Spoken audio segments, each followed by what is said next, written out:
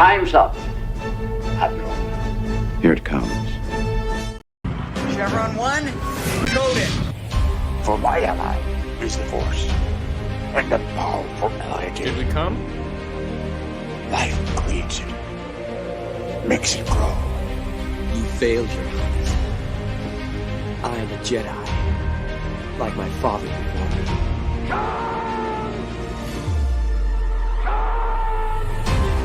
Cry hammer! And let's set the dogs of war. Chevron 2 is coded. Conan, what is best in life? Crush your enemies, see them driven before you, to hear the lamentation of the women. It's all in the reflexes. Paul also said you're heavy into martial arts, Tai Chi and all that killer stuff. I suppose we have to register you as a lethal weapon. Chevron 3 encoded. And somebody ought to belt you in the mouth. But I won't. I won't. The hell I will. Chevron 4 encoded. Do you expect me to talk? No, Mr. Bond, I expect you to die. Chevron 5 encoded. You take the blue pill. The story ends. You wake up in your bed and believe whatever you want to. You take the red pill. You stay in Wonderland. And I show you how deep the rabbit hole goes. Chevron 6 encoded. Now, come on, you can, little boy. Great Scott. Back off, man. I'm a scientist. You shall not pass! I thought I'd die fighting side by side with Al. What about side by side with a friend? A day may come when the courage of men fails, when we forsake our friends and break all bonds of fellowship. But it is not this day.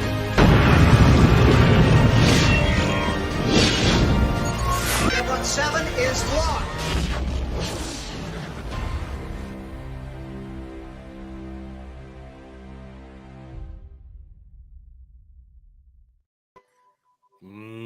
Welcome, one and all, to another edition of Saturday Night Drive-In, a special edition. It is our continuing Christmas edition of Saturday Night Drive-In, where we are each choosing what we consider a Christmas movie, and what I consider is usually correct.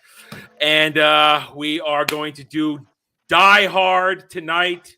It is a Christmas movie. We're going to have that debate, but first we are going to go over the movie. Then we're going to have the debate. Welcome, one and all.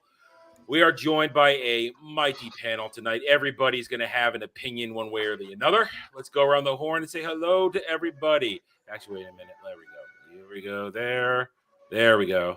And there we go. There. Okay. Well, hey, they have to. They're actual. Your guests. They're hosts. They belong on the top tier. I have magical powers. I can move windows around. Anyway, hello. Let's say hi to the panel. I'm a little out of it today, guys. Give me a break. Hello to Jed, the Hollywood scholar. How are you this evening, Jed? I'm doing great. I feel like I need to get my head checked up because either I'm going insane or StreamYard's made an update because I didn't see the video at all. I just watched you guys reacting to it the whole time, and I thought we were bugging out. Did it again? No, it played on YouTube. It played on YouTube. Okay, but yeah, I had to go check YouTube because I just saw all of you guys just sitting there with your mics muted, like. Yeah, and you were unmuted, and then you said, "Did we come?" And I muted you. I heard that. I heard it. And then I muted you, and then you unmuted yourself. I'm like, okay, what's going on? No, I had the studio up. See, I always have the studio up now when we do that. After that one time where it didn't roll. So what happened is I saw the Wrath of Khan clip. Yeah. I saw the Wrath of Khan clip, and it ends with "Here we come," and so I was, and you guys just like suddenly appeared. I was like, did we come? Are you gonna like say something? Something happened here? I'm very confused. And you guys just kept muted and didn't say anything. So I checked YouTube and it's like, oh yeah, we're good. We're good. It's like, what the hell just happened? Yeah. That was that one time where we had the first one we did, and we started it, and it's like just me, you, and Lady be sitting like this. And everybody in chat's going, why are they sitting there like that? What's going on? So it just happened to me this time. Yeah. Great. Okay. I don't know. Things are weird. We know it's a weird world right now, and I wouldn't be surprised if StreamYard is going to be equally as weird. Lady B, Lady Yippee-Ki-Yay, how are you doing? Hi, yeah, I have a machine gun. Yes, I'm doing good today. Very good. I hope you guys are as well. Check your microphone. It sounds like you're not on your microphone. Oh, okay. I'm Check probably check sometimes your- it sets yeah. the setting. Check your settings.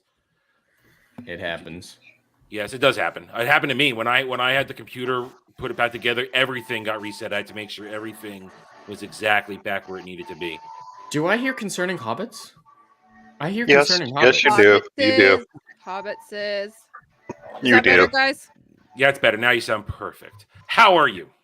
I'm doing okay, thanks. A little bit tired. I had a long week, and Mm-hmm. but I'm happy here. I just watched Die Hard. I was trying to get to the end of it. In fact, Yeah, I watched it throughout the afternoon. At one point, I didn't get a lot of sleep last night. I went to bed late. I woke up early, and then I went and did stuff, and then I came back and ate lunch, and then started watching Die Hard. And then between digestion and lack of sleep, it all caught up with me. And it was right about here, a little past here. I'm like, yeah, need a nap. Went to sleep, woke up, finished it. So I can understand that, but it did get finished. And yes, I love the ending. I love it so much. So great. And we are joined by two guests this week. One of them is a heathen, but we'll get to that in a little bit. And that heathen's going to get his copyright struck with that music. Well, we're talking over it. So How can you hear that? I hear it. He's got Vulcan ears. I hear it. I hear it. bring it here. It's your mic. The gain's pretty high. And you know what Wow. worked? When I lowered the music on the SWTOR stream the other night, no copyright strike this week. Or no copyright claim. No claim this Oh, week. okay. So I lowered the music enough. It did not pick it up, but we still heard it. Anyway, we are joined by, Durham, are you Big Johnson or Little Johnson? Big. You're Big Johnson. Okay. Because I was watching the credits. And I saw that for the first time, too. They call Bob Davi's guy Big Johnson. The other guy, Little Johnson. I laughed my ass off when I saw that. I don't know if I've ever picked that up before, but I saw Big Johnson, Little Johnson. So, because it... I made the first joke. I was just about to go there. It was me. Yeah, we had a you. bet. Wait, I don't know. No, the it was actors- Jed. Jed did it. Oh, I said, did we come? Oh no, that doesn't count. That doesn't count. That was that was inadvertent. He didn't know what was going on. What the hell was going? Well, Yeah. I want to continue on that. I don't know the guy's name. So was the black guy the Big Johnson or No, was he's the Little other- Johnson. Bob Davi's okay. Big Johnson. Robert Davi. I don't know their real names, and when Okay. someone Oh, gave me a I white love- guy and I a black love guy him. and said one of these guys is Big Johnson, I'm gonna go with the black guy. I love me my Robert Davi. Robert Davi is based as hell. I love Bob Davi. So all right, so Dermy, you're Big Johnson. Yes. You're Big Johnson. Okay, it's good to know. So we had a bet before we started. Levy, you missed it. Who was gonna make the first sex joke, me or you? And I was leaning towards Jed or you. oh, okay. So I said it was gonna be me or you. So it was me. Turns out it was me, and I wasn't even trying. It just happened. Usually the case. That's what she said, right? Yeah. See, all right. She follows it right up. See, we're good. We're in the rhythm.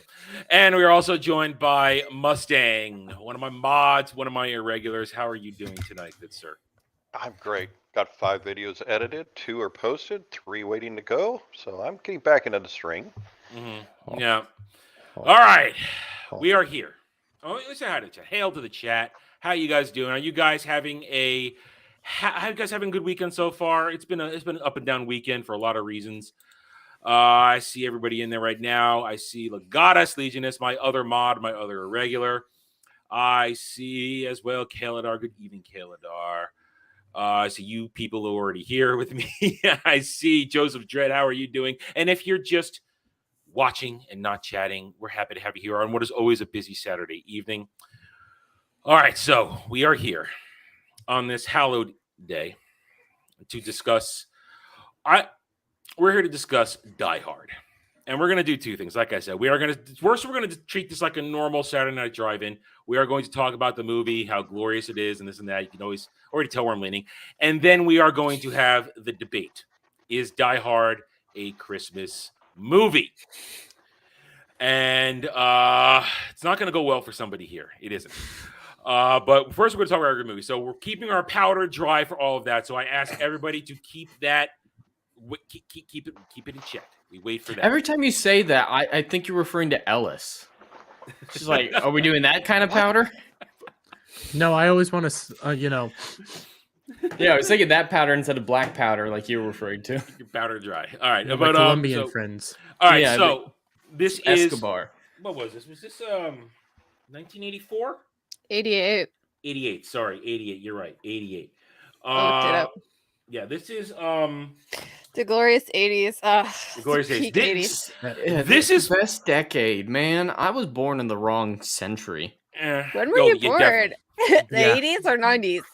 You're 90s kids? I know what he was born. 2000s. No, oh my He god. barely made 99. I barely made 99 by about 30 days. Oh. Point is, Whoa, this baby.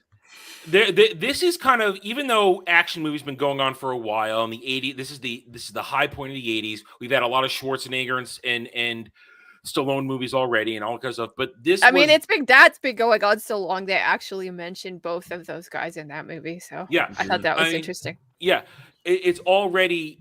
But this movie came out. This was Bruce Willis's big thing. He'd already been doing moonlighting. He already had a career, but he hadn't really broken out as a movie star. Yeah. This was the movie that made him an action star out of nowhere, and not and an action star that's just a fit guy, not ripped like Stallone and Schwarzenegger.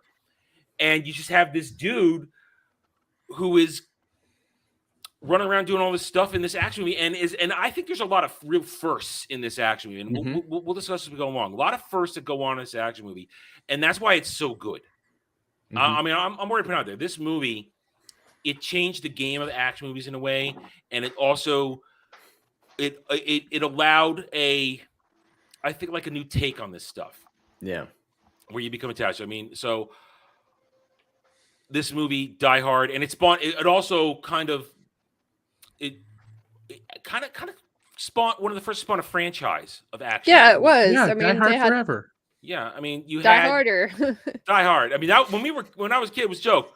Before Die Hard 2 came out, we were making the joke: Die Hard 1, Die Hard 2, Die Harder. And then they made Die Hard 2, and it was Die Harder. But before that, we said Die Hard 2, Die Harder, Die Hard 3, Die Hardest, Die Hard 4, dead. I mean, that was the jokes we made when we were in school. But I mean, then they actually called Die Hard 2 Die Harder.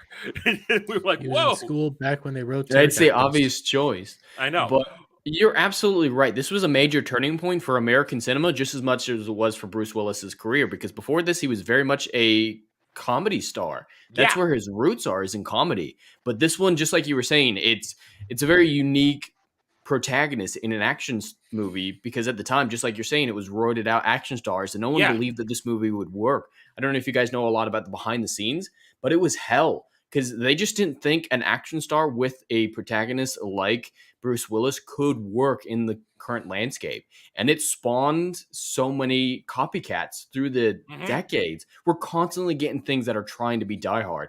And pretty much they're all just generic action movies now. None of them hold a candle to this. And so despite it being the transitional point, it's almost the death of the original action movie as well.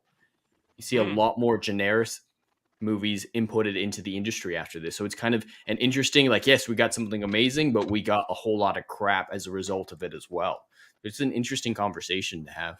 Yeah, You gotta also realize. You're absolutely right, though. I mean, before this, the only movie he'd really been in was Blind Date with Kim Basinger. That was it. Everything else had been TV. Yeah. And up until, and he was still doing moonlighting until 89. And then after that, though, he did the mix of comedy, drama, and action. And a lot of them are hit or miss. But there are a lot of Bruce Willis movies we will get to throughout the duration of this show. I'm sure of it.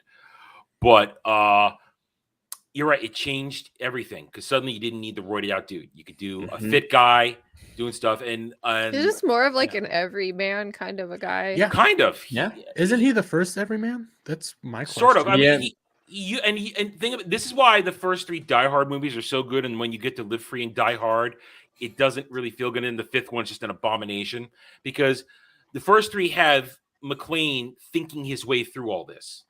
That's one of the great things of it. He's not just destroying guys left and right, and that's kind of the appeal of it as well. He just thinks his way through the whole thing, figures things out.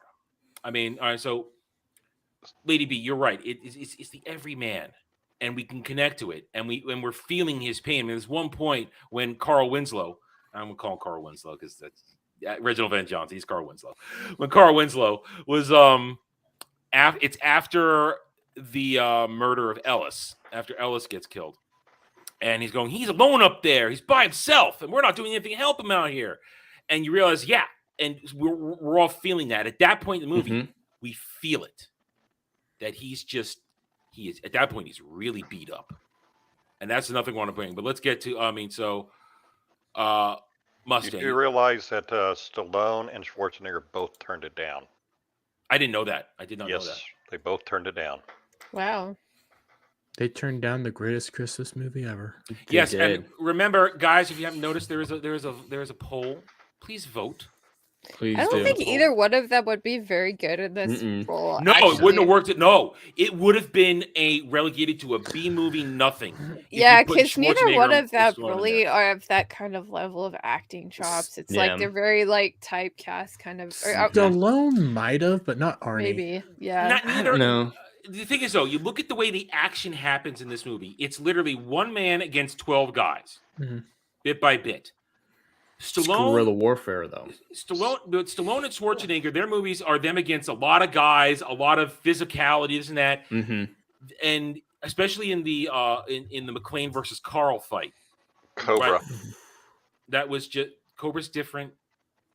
He was at his Rocky 3 weight for that. He was in his Rocky 3 where he slimmed down a little bit, but Cobra's a different story. We're not going to talk about Cobra, but. That fight with Carl, and we'll get into that.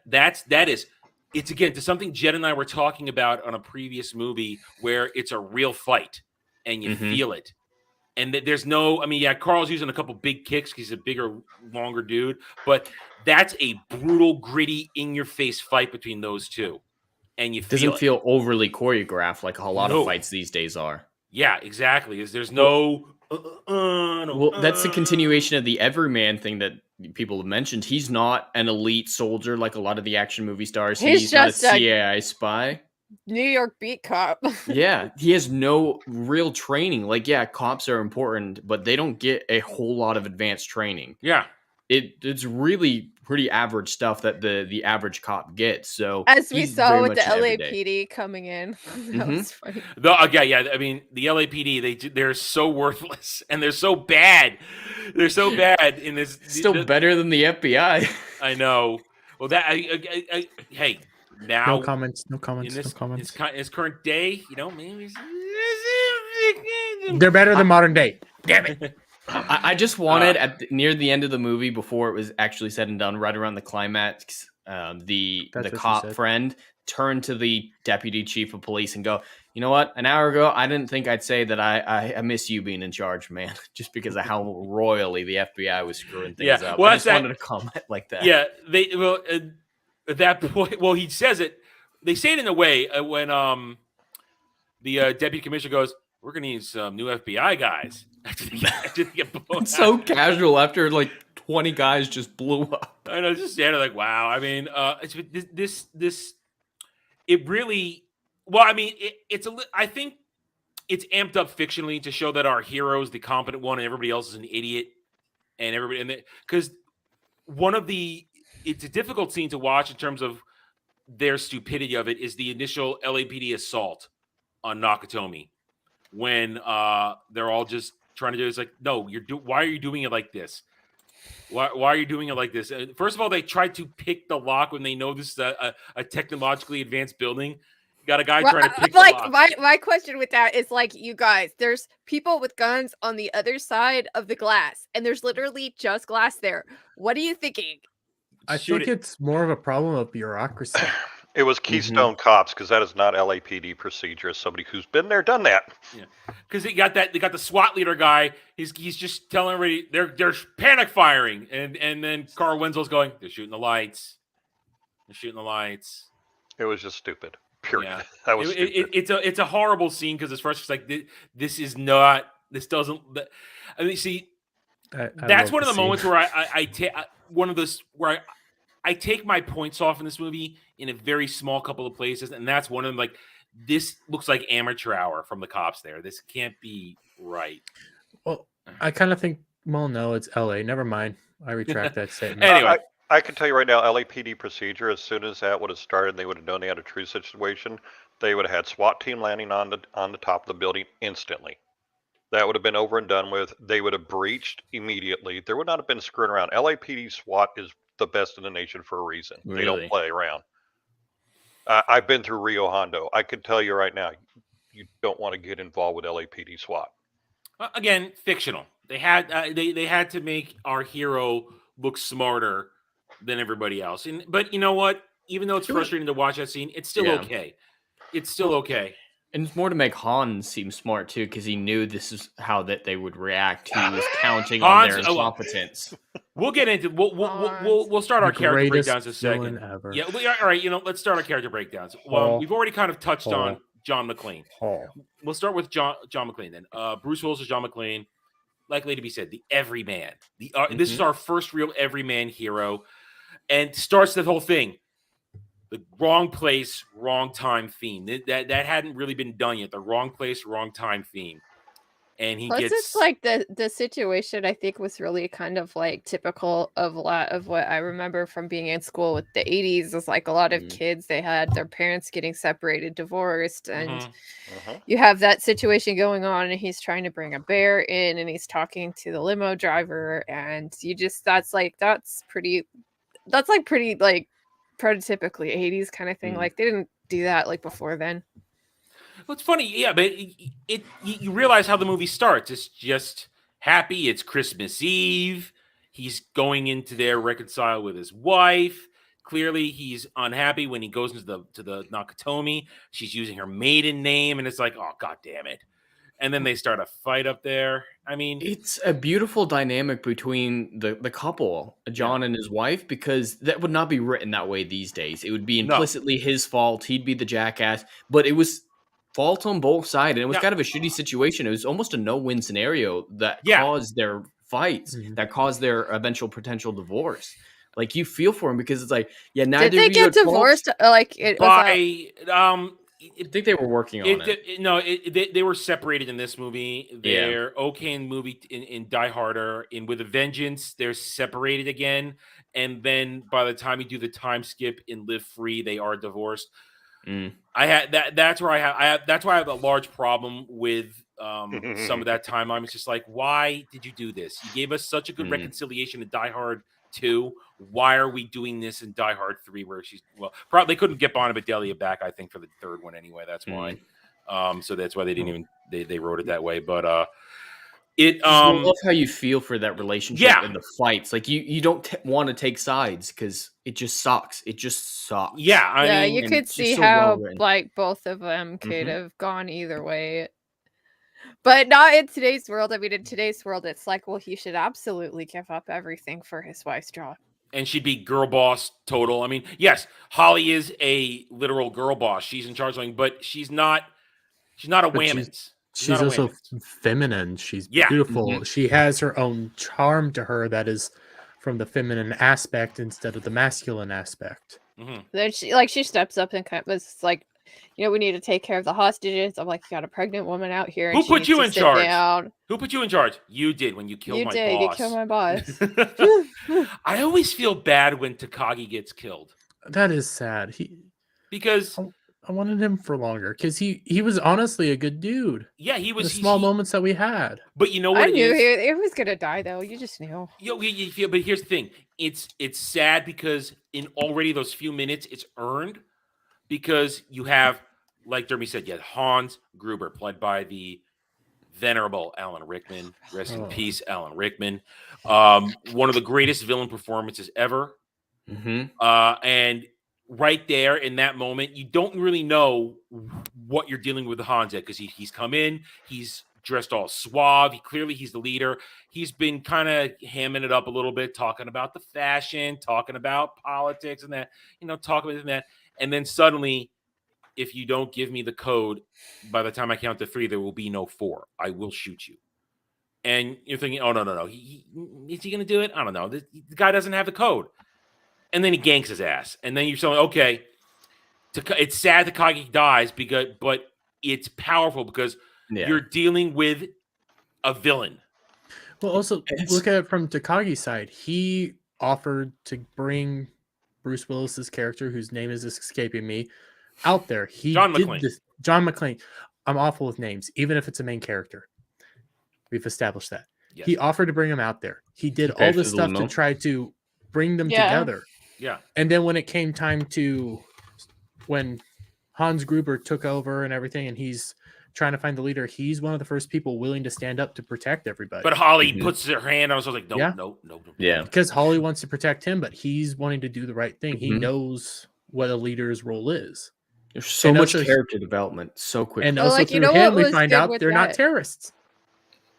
Yeah, is that they were it's like the character development that happens because we don't really even see Nakatomi doing really anything, but you see him there and he's just kind of standing around, and then you have Alan Rickman or Hans come down the stairs and he's just like talking about who Nakatori is. So you get this great character exposition while he's doing something. So it's not like an info dump, but it kind of is, but it works with the It story. is, but it isn't. It's a version of show don't tell. You're showing who the background is, what Nakatomi is, through the character development of Hans Gruber. Because while he's listing, first when he's listing Takagi's background, where he came from, and I always love listening to Takagi's background because you're giving major points in history.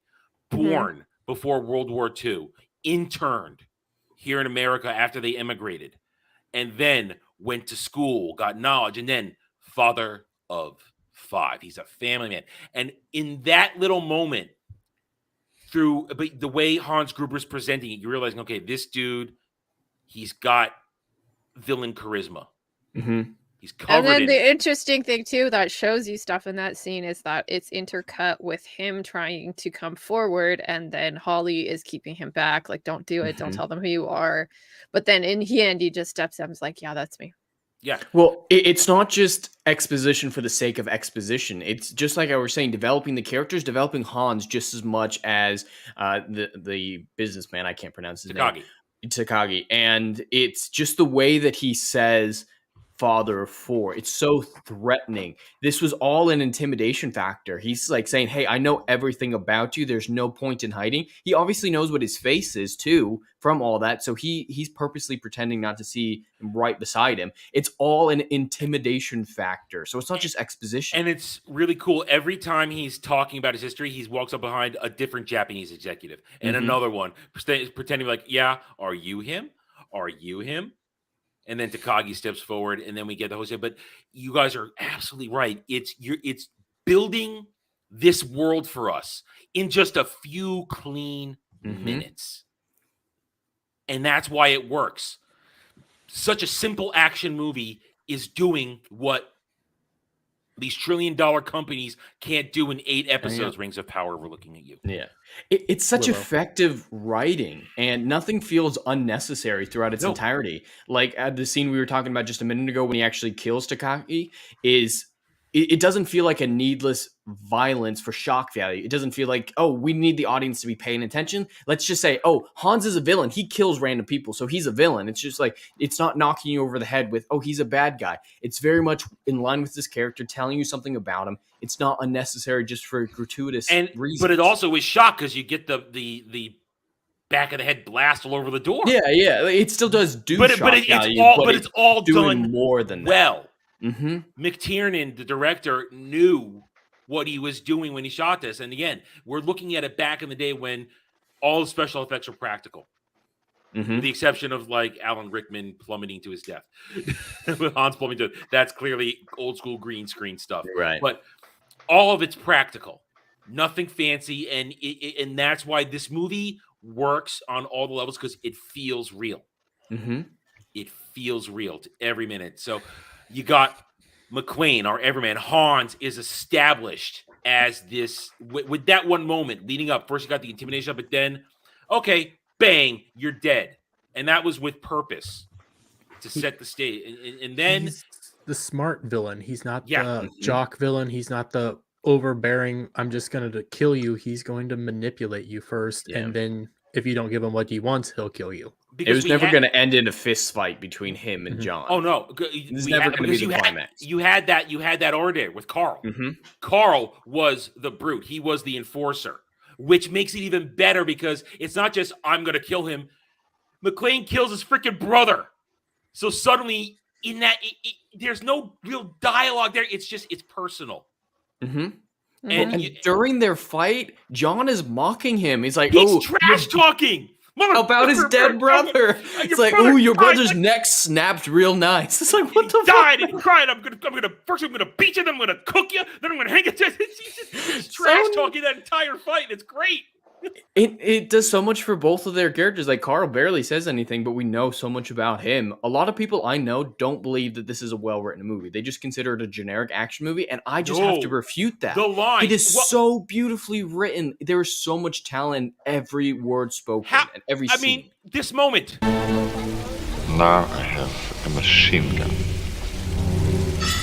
Ho, ho, ho. We were muted during that whole thing, and I did it line by line. That was such a great line. I love that line, and then it's the delivery. Yeah, it's just, the lines. It's got so many great lines. Yippee-ki-yay, MFer. Happy trails. Come out. Welcome to the party, pal. You know what I really liked about this movie, and I got like such a kick out of it, was like in the beginning, like when he goes, when John goes to get into the building, and it's like, oh, it's some really technological thing. It's just a basic touchscreen. So funny. And the line, hell, Adam really related with you are really trying hard tonight. You're working too hard at it. You're working too hard. And my brain broke. You're working too hard. I want to say that this movie is the master of the innocuous setup and the epic payoff. Yes. There's so many little moments. Like Argyle. My favorite one. Feel useless. Yeah. They probably filmed all his scenes in one day. Yeah. Probably, but you know what my favorite one is? The Watch. Mm-hmm. The Watch is my favorite one. It's a great one. The pinup girl. Yes. And you realize the pinup girl is only twice. I counted it. It's only twice. Mm-hmm. It feels like it's so much more. Yeah. Well, every time you watch it, you feel like every time you feel like the pinup girl happens so many more times, but it only happens twice. The first pass by and then the touch on the way by it. I mean, that's it. But it's like that because you realize he's just in this building. And he's just jumping back and forth between these floors. Yeah, I mean, that was the escaping. cool thing about this movie is it wasn't just a straight up action movie. It was like an action movie with like the way they talk about this in screenwriting is it's kind of like a pressure canner situation or cooker situation where they're trapped in some place. There's usually like a chase. There's like something trapped or a heist, and this was like a heist and a pressure cooker situation. So that was interesting on that, especially because it's the late 80s. So they're trying to get in that computer hacker, and they had that one guy in there like just working on all that all the time.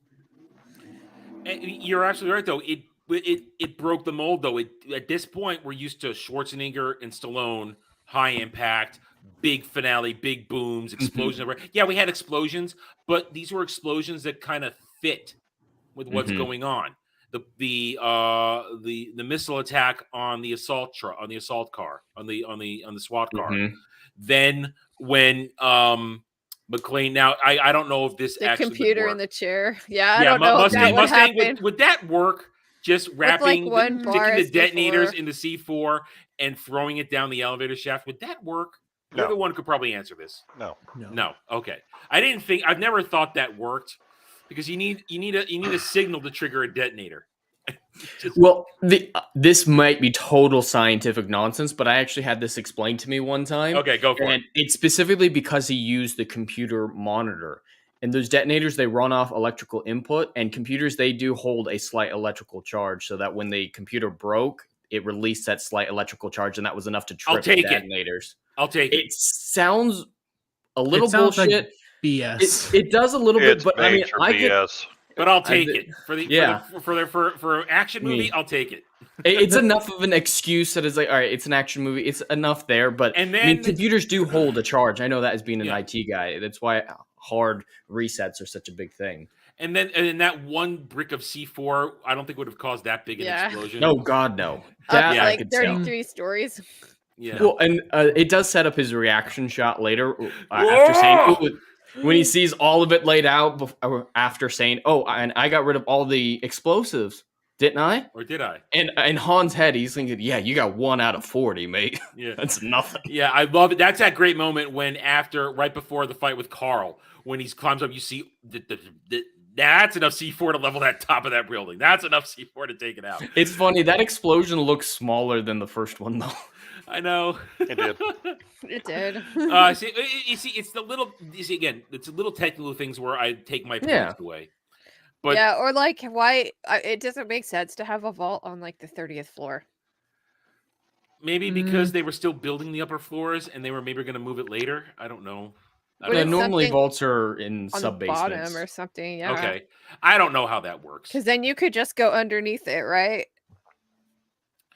Maybe it was, I don't know. Maybe they didn't have time. I mean, but it's okay. It still works. I could suspend my disbelief. That's the right word. Our suspension of disbelief is not ruined. We're still buying into it. Absolutely. I think it could have worked if no one knew about the vault. Like, anonymity is the greatest defense against break-ins. And so if it's like, oh, it's on a random floor, no one knows what floor it is, but those other employees are like, oh, yeah, it's down by the vault. Everyone knows where it is. And like, then, it definitely should be in the sub-basement. The secretary knew because Holly would know. So I'm going to say, because Hollywood knew, maybe her pregnancy secretary would know. But yeah, if I were trying to like have a top secret vault, I wouldn't want anyone to know where it's at, and I'd put it in an unexpected location. Most people think top or bottom floor. That's just how the brain works. So putting it in a random floor to confuse people. Is they're going to be on the blueprints which are at City Hall. Hans would have had it. That's how I always did it, because you've got to have the blueprints at City Hall in California. And they did their homework. The Hans's unit did their homework. They did. Absolutely. They knew. They prepped the shit. Yeah. Well, and what am I mean, and I thought the guy with the chainsaw, he just brings the chainsaw. I was like, well, that's Carl. That even that little moment, again, it's so subtle, but this character works out fine because that's him and his brother, and he's being a dick to his little brother. Mm-hmm. That's him, and at that point, you don't know their brother, but you learn later. Oh, okay, he was being a dick to his little brother. Okay, that's kind of funny. And when you know, watching coming back, hey, he's being a dick. But it works so well. So again, even down to the secondary terrorists with Carl, he's our heavy, and everyone to Theo, who's our nerd, and then the regular goons, even to generic Asian guy who's in every action movie in the 80s, from Big Trouble in Little China to Lethal Weapon, everything. That the long-haired Asian dude eating with the candy. Eating the candy. He's in every 80s action movie. Everyone. He was the go-to Asian dude. But then again, we mentioned Holly, well fleshed out. Mm-hmm. Asshole reporter guy whose name I can't remember right now. That dude made a career of being an asshole. Yeah. From that to Real Genius to all kinds of things. That dude was a career asshole. He nearly got them all killed, so he deserved to get punched by Holly, and then for that kid's interview. Yeah, and that has great payoff in the second movie, too. It's great payoff in the second movie. Great follow-through. But then you have Reginald Bell Johnson as Al. We call him lovingly Carl Winslow. Again, that his story is just as powerful as anybody else's. Mm-hmm. Because I'm going to say this now, and I want your versions of this. He is my favorite scene in this whole movie. The final moment. That's my favorite scene. My favorite scene isn't even John McClane being a badass. It's Al saving him and Holly when Carl comes out. I love that moment, and it's earned because we had his story where he tragically shoots a kid in a dark alley because the kid had a toy gun, looked real, and he can't draw his gun anymore. Got level of PTSD, so he's a desk jockey, but he gets roped into this because he was on the way home to his pregnant wife. So we get these little bits properly brought in those very confidential moments between John and Al, where they're sharing, where Al is his lifeline to what's going on out there. And it just builds up. And then that moment where somebody screams, you turn around and the music builds, and then there's done, and there's Carl all burned. He's got his Galil, and he's ready to take aim with it. And it's like, oh shit, everybody panics. Everybody else panics. And John, he's not armed, and he's beat to hell at this point. All he can do is cover his wife. That's his first instinct, protect his wife. And you see in that quick flip, you see Al's hand go to his holster. And then you hear and you see Carl just take the shots. And then the music's at that high heroic pitch, and it focuses behind the barrel, and you see Al just like no hesitation, bam, just like I love it. That is my favorite scene in the movie. I love that scene because it's got so much emotion to it, and it's just an awesome payoff moment. I love it. Can I make it even better for you, Adam? You can try. This is going to get a little bit into keeping your powder dry, but I've got to drop it because you brought this up.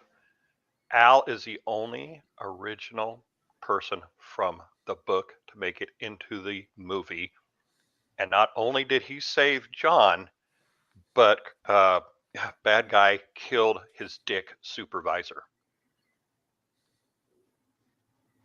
There was the book of this? Yes, Yeah, that's yeah, why this is my based on a powder has book. been This is so based on dry. a That's book. why I know why this is not a Christmas movie to me. Again, your receipt means nothing. Your receipt means nothing.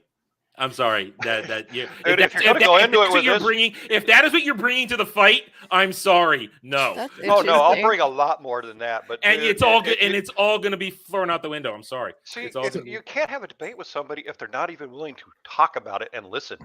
Well, we're not there yet. I will listen, and then I will dismiss it. Yeah, so you see, you're the kind of person that you're like a snowflake in this instance. You won't listen. I'll listen.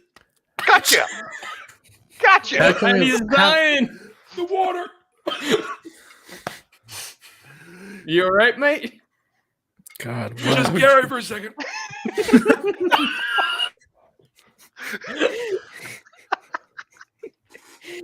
He's getting too old to drink water. Boomer moment. It is, yeah. Very God.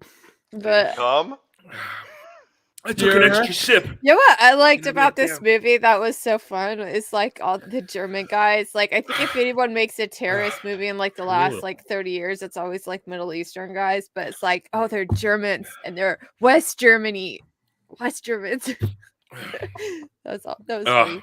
Yeah, it makes sense She for the likes era. her, It's only she likes her strong Germans. All right, so That what was is only a couple German years accent. before the Berlin Wall came down. So Let's go around the horn. What are your favorite scenes? Jed, we'll start with you. Oh God, you can't start with me, man, because you took mine. Because I took yours. I agree that that's probably pretty high up there for me because it's those great emotional payoffs as much as anything else. Another one that a lot of people won't say that is pretty high up there for me is Argyle. He's just such a great character that he doesn't need to be in the movie, Argyle. but he He's gets a just great like- setup and payoff. Yeah, baby, I'll be there. I told you I'd be there. And he My takes boss out thinks I'm on the way to the Vegas. terrorist too, and he looks so proud of himself after he punched the terrorist, and just like, all right, Argyle, you earned that. You earned that. God, yeah, it's just so much great setup and payoff in this movie. Yeah, the whole like exposition he does too with John when he's sitting in the front seat of the car. It's like, okay, well, he's taken his girlfriend out and it's mess, and he's a cab driver, and that's kind of like the New York cabbie kind of thing with the two of them. And then he gives all the information about the wife in a way that isn't just really like fake or anything. All right, so Lady B, what's your favorite scene? Because I took Jed's.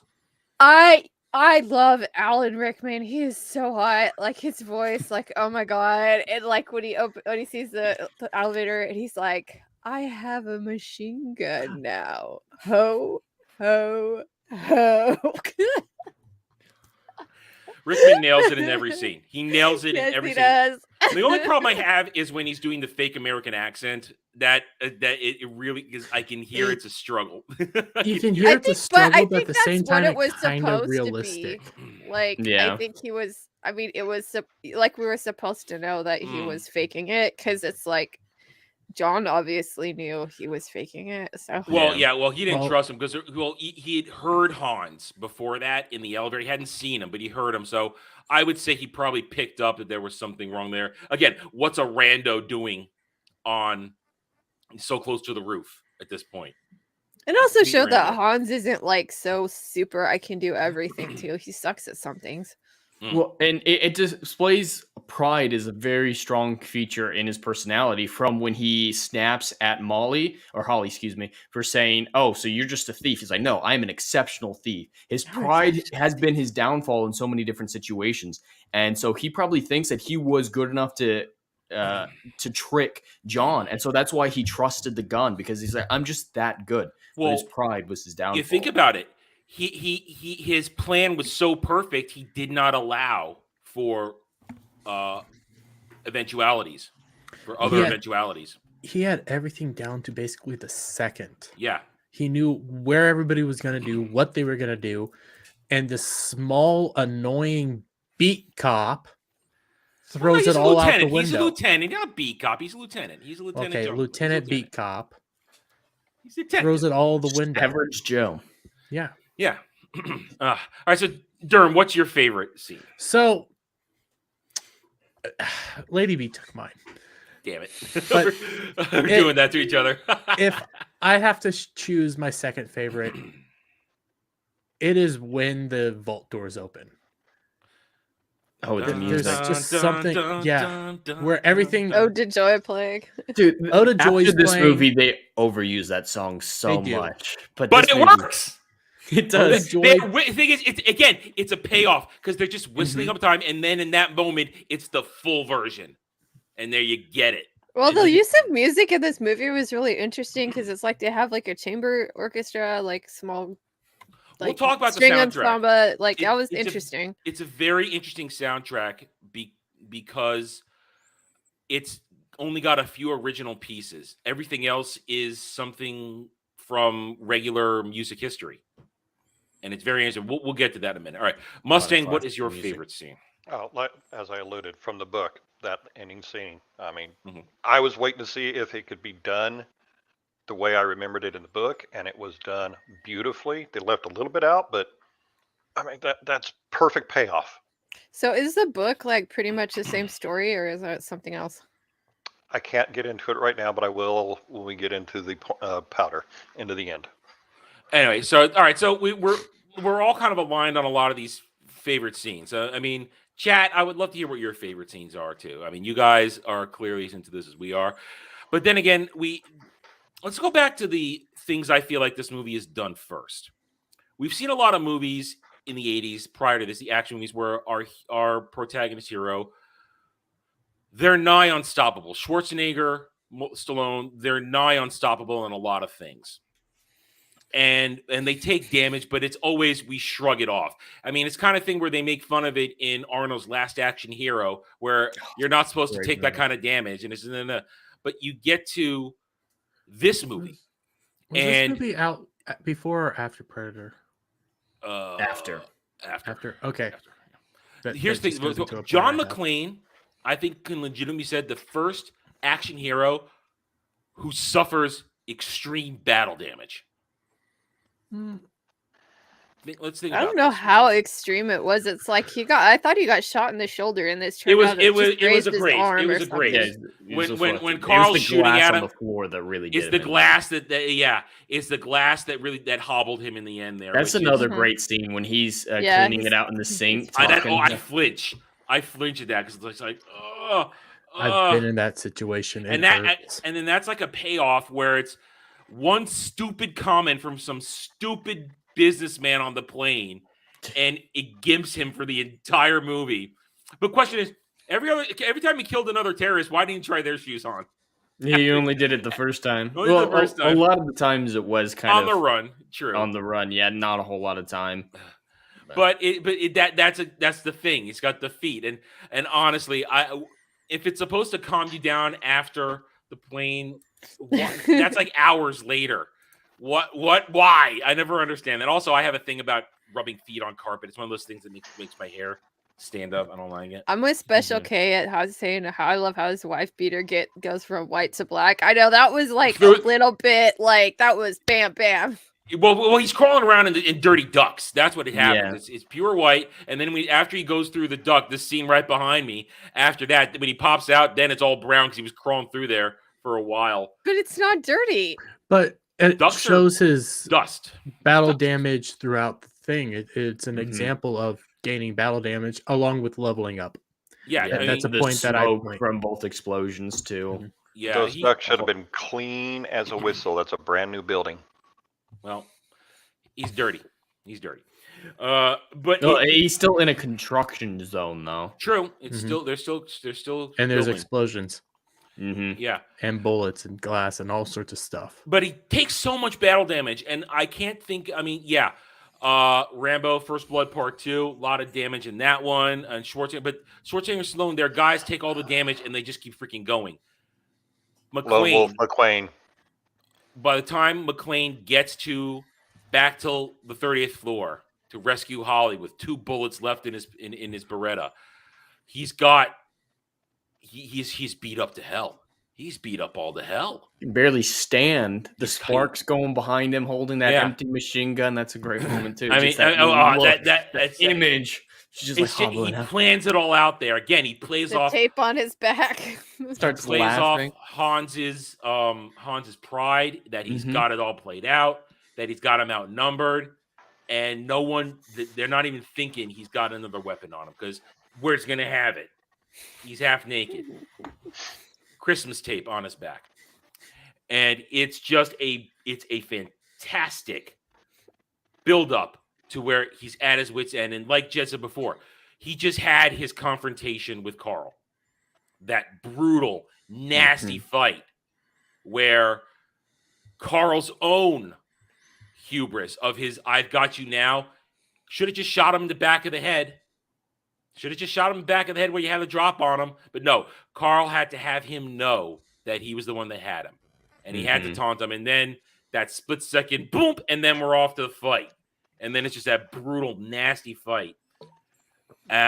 Which is interesting because I would say they kind of homage it all the way into With a Vengeance when he has the fight with the giant guy on the tanker with drops of chain. I mean, chains are involved in both those fights. I think it's a nice little parallel. We'll talk about that someday, maybe. Adam and Lady B, I got an answer for both of you. Lady B, I can answer yours. In the book, we don't know if he survived or not, McClane. Adam, the only person I can think of that took that kind of battle damage and survived, Chuck Norris and Lone Wolf McQuade.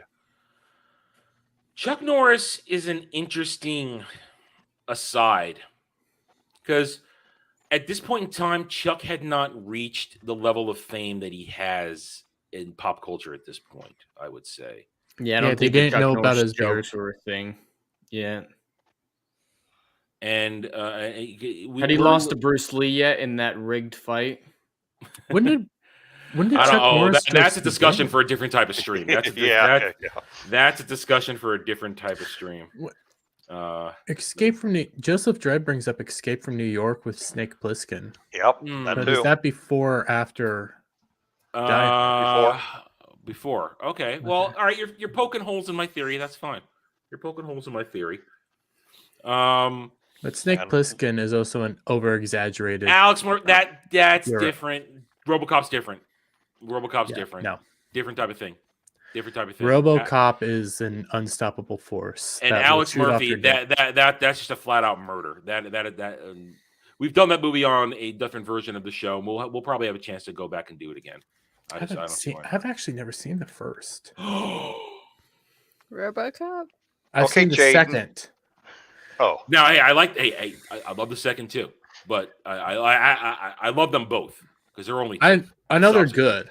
Isn't it weird at a time when like sequels were actually good? Yeah. Yes. We had a brief window for that. Yeah. Well, except for Jaws 2. Oh God.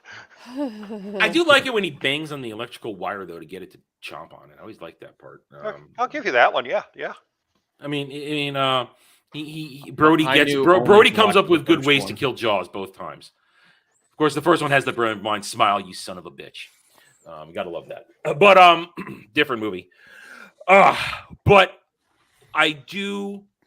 So you're poking holes in my theory. Okay, there are outliers to my theory, but I think this is different. It made it a norm after this. It made it a trope. And Snake Plissken is not your everyman. Snake Plissken is just.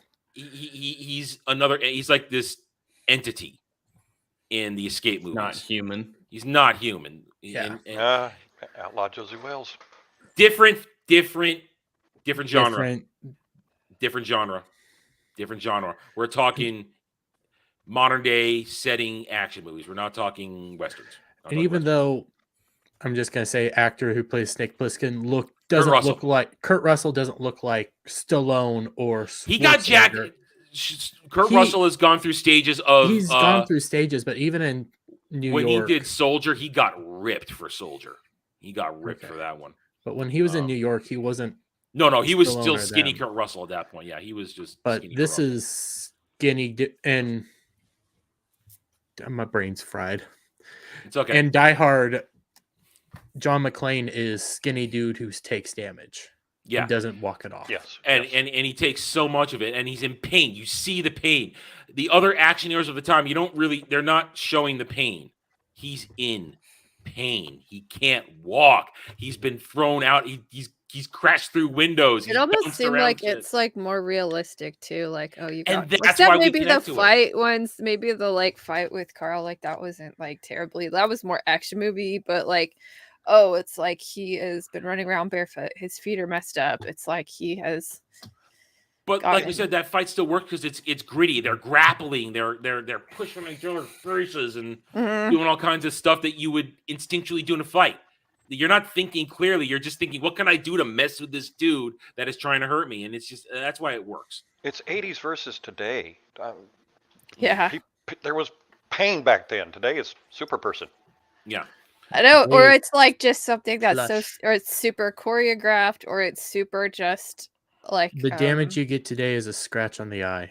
Yeah. Or it's like really super graphic. That's the other end of it. Yes. It's like, oh my god, like okay, stop. Yeah.